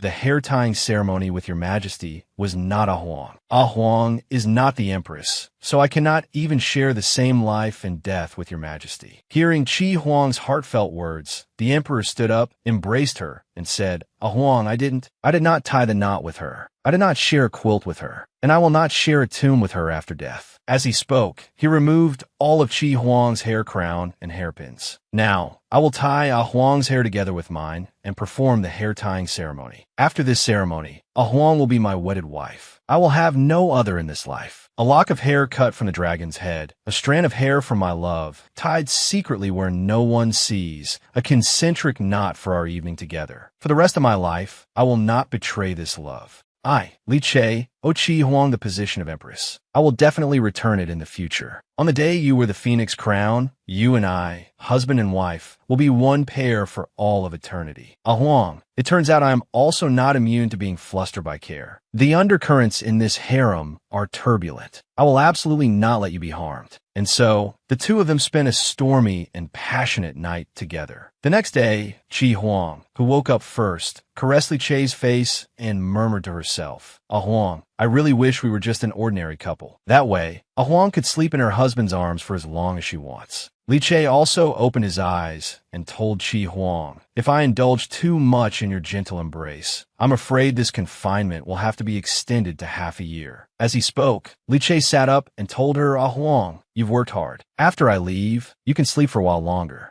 As they were talking, a maid's call suddenly came from outside the door. Your Majesty, Your Highness, are you awake? This servant has something important to report. Aunt Xiangru, who serves the dowager consort, is currently waiting outside the hall. She says she wants to see consort Qi. Hearing this, the two of them froze on the spot. After hearing this, Qing Wan and Hong Wan hurriedly urged Qi Huang, Miss, hurry. That old woman is not in a good mood. I'm afraid she comes with ill intentions. This behavior annoyed Qi Huang, who told them directly, you two, calm down. What is there to be afraid of? Qi Huang even thought that since the visitor came with ill intentions, no matter how humble she acted, it wouldn't change anything. She might as well put on the air a consort should have. Seeing that Qi Huang was taking her time, Amin went forward and asked the old woman if she was thirsty. This action successfully earned her appreciation. Soon, Qi Huang walked in. She told the old woman, I have already instructed the imperial kitchen to prepare breakfast. Let's eat together. The old woman hurriedly rose, stating that with her status as a servant, she dared not dine with her highness. She had come to find Qi Huang today for just one matter, to ask Qi Huang to please move to Xiaohua Hall and resume her duties. Clearly, Qi Huang was rather unwilling. She told the old woman that she was sorry, but she could not obey. She then raised her hand and stated, a few days ago, His Majesty ordered me to recuperate in Huaran Palace. I can only return to Xiaohua Hall after I have fully recovered. Then, Qi Huang asked her in return, if I were to return to Xiaohua Hall, I would be disobeying an imperial edict. If it were you, would you choose the dowager consort or His Majesty? The old woman relentlessly said, Your Highness entangles His Majesty day and night. If marital relations are not restrained, it will surely affect His Majesty's health. Therefore, no matter what, Consort Qi cannot be allowed to act so wantonly. You must return to Xiaohua Hall today. The old woman's words amused Qi Huang. Qi Huang asked her, "The Dowager Consort has just returned to the palace. May I ask where you heard the rumor that I have been influencing His Majesty and causing him to neglect state affairs?" On Li Che's side, after the morning court session, Zhong Yin stepped forward to report, "Your Majesty, regarding the jade pendant you asked this subject to investigate. This subject seems to have found some clues." Zhong Yin stated, "The pattern on this jade pendant should be the totem of a great family from the Wei state. But this family fell into decline 20 years ago. Most of its members are dead or scattered, their whereabouts unknown." Li Che laughed after hearing this. He felt that if this was the case, things were getting more and more interesting. Back with Qi Huang, the old woman saw the love bite on her neck and began to rebuke her. "Your Highness, how can you be so indecent?" Qi Huang started to question the old woman in return. "You say I am indecent? Then may I ask if you're married?" She then brazenly leaned her face in and told the old woman, "With your status, I'm afraid you will never understand the pleasure of intimacy and the joy of a loving couple. Since this mark was bestowed upon me by His Majesty, it is a reward. Should I have to hide it?" These few words infuriated the old woman, leaving her speechless. Helpless, she had no choice but to return empty-handed. Before leaving, she told Qi Huang, "Since this servant cannot persuade you, then your Highness should look after yourself."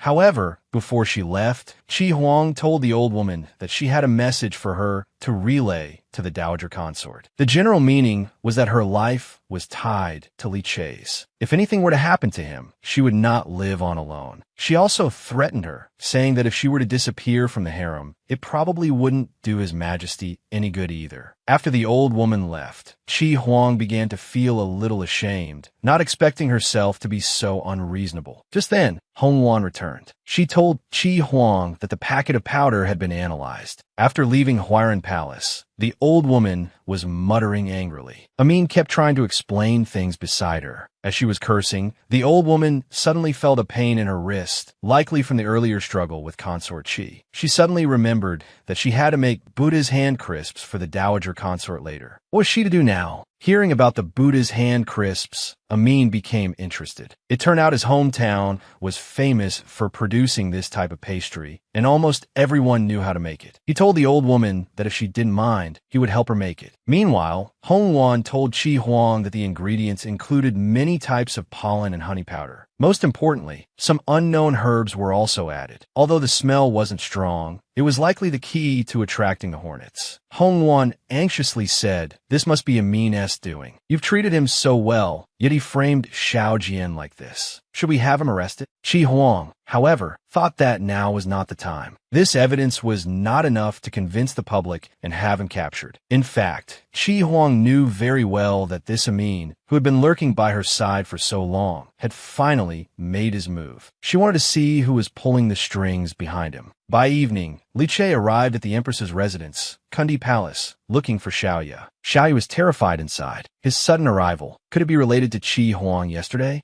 Li Che was informed that the Empress was having her evening meal, that I have arrived at a good time. Add a set of tableware. I will dine with you. Hearing this, Xiaoya responded awkwardly that she didn't know His Majesty was coming, so she hadn't prepared anything special. But Li Che told her, "I will eat whatever the Empress is eating." After speaking, he sat down at the table. In Huairan Palace, Qi Huang had prepared a table full of dishes. She was waiting for His Majesty to return to dine with her. But now, the fool was dining with Xiaoya. In fact, this was the first time they had ever had an evening meal alone together. While eating, Li Che drank wine and asked Empress Xiaoya, "Do you like me?" This left Xiaoya completely stunned. Obviously, Xiaoya had no idea how to answer him. She was already the Empress, yet he was asking if she liked him. Li Che told her why he liked Qi Huang. It was because they met when they were young, and it was love at first sight. Back then, he even secretly vowed that if he became emperor, he would definitely make her his empress. After he rambled on for a while, Xiaoya was a bit confused. If you like her, you like her. Why do you have to tell me about this? Li Che thought to himself, because I don't like you, Empress. Do you understand now? After hearing this, Xiaoya's mind went a little blank. She lamented that His Majesty's words were a bit too blunt. Li Che stated, "I have only been with you Empress for a few months. We never knew each other before. If it were you, would you choose your childhood sweetheart or a husband who suddenly appeared? Shia hurriedly explained, this subject would of course choose your majesty. Before she could finish, Li Che interrupted her. So, Empress, you really do have someone you've admired since childhood. Hearing this, Shia hastily stood up and replied, Your Majesty, you jest with this subject. In this subject's heart, there is only your majesty and no one else. There wasn't before, and there won't be in the future. Hearing her say this, Li Che tilted his head and told her, If that's the case, since you entered the palace, Empress, I have never favored you. Since you admire me so much, then I shall stay here tonight, shall I? As soon as he finished speaking, a look of shock appeared on Xiaoya's face. Little did she know that on the other side of the harem, Qi Huang was still waiting for His Majesty's arrival. She firmly believed Li Che would come. After all, he had said he didn't like to eat alone. However, just then, a eunuch came to the door with a message, informing Qi Huang that Li Che was dining at Kundi Palace tonight, and that Her Highness need not wait any longer. As everyone was eating, naturally the dowager consort was also having her meal. She took a bite of the Buddha's hand crisp and felt that today's was exceptionally delicious. She asked a servant what had been added to it. As soon as she spoke, Amin lowered himself, stepped forward, and told the dowager consort some rose petals were added, so the filling has a hint of sweet floral fragrance. Seeing this, the dowager consort put down the Buddha's hand crisp in her hand and asked who this person was. The old woman told the dowager consort, He is a palace made from Consort Qi's palace. It's embarrassing to say, but I sprained my wrist today. Before the old woman could finish, Amin knelt directly on the ground and said loudly, It was this servant who begged Andy to give me this chance. Please, Your Highness, do not blame Andy. Then, Amin began trying to be the good guy on both sides, starting to flatter the dowager consort. He explained pitifully, Ever since you entered the palace, Consort Qi has been constantly causing trouble for you. So, I wanted to make some pastries to apologize to the dowager consort on Her Highness's behalf. This move successfully enraged the old woman, but I despise people like this, born with a silver spoon in their mouth. Seeing this, Amin was delighted inside. You old hag, you really are easy to hook. Just then, a eunuch came over to report to the dowager consort. His Majesty is currently having his evening meal in the Empress's chambers. He will likely be resting in Kundi Palace tonight. After learning that Li Che was not coming, Qi Huang looked at the table full of food and felt it was a bit of a waste. Since she couldn't finish it herself, she thought of letting Qing Wan and Hong Wan enjoy it with her. The two of them flatly refused, both saying, This is not Shaohua Hall. This is His Majesty's Huaran Palace. How would we dare to eat at the same table as you, my lady? Hearing them say this, Qi Huang teased them. If you don't eat now, you won't be allowed to touch a single bite of food tonight. On Xiao Ya's side, she didn't know how to react. Why was it that with everything laid out before her, she still felt somewhat reluctant? Li Che dismissed all the servants in the room, telling Xiao Ya, Tonight, I only require the Empress's service. After everyone had left, Li Che grabbed Xiao Ya's hand and asked her, Is the Empress not feeling well? Is that why you've been so distracted? Seeing His Majesty say this, Xiao Ya went along with it. This subject has indeed been feeling a bit unwell these past few days.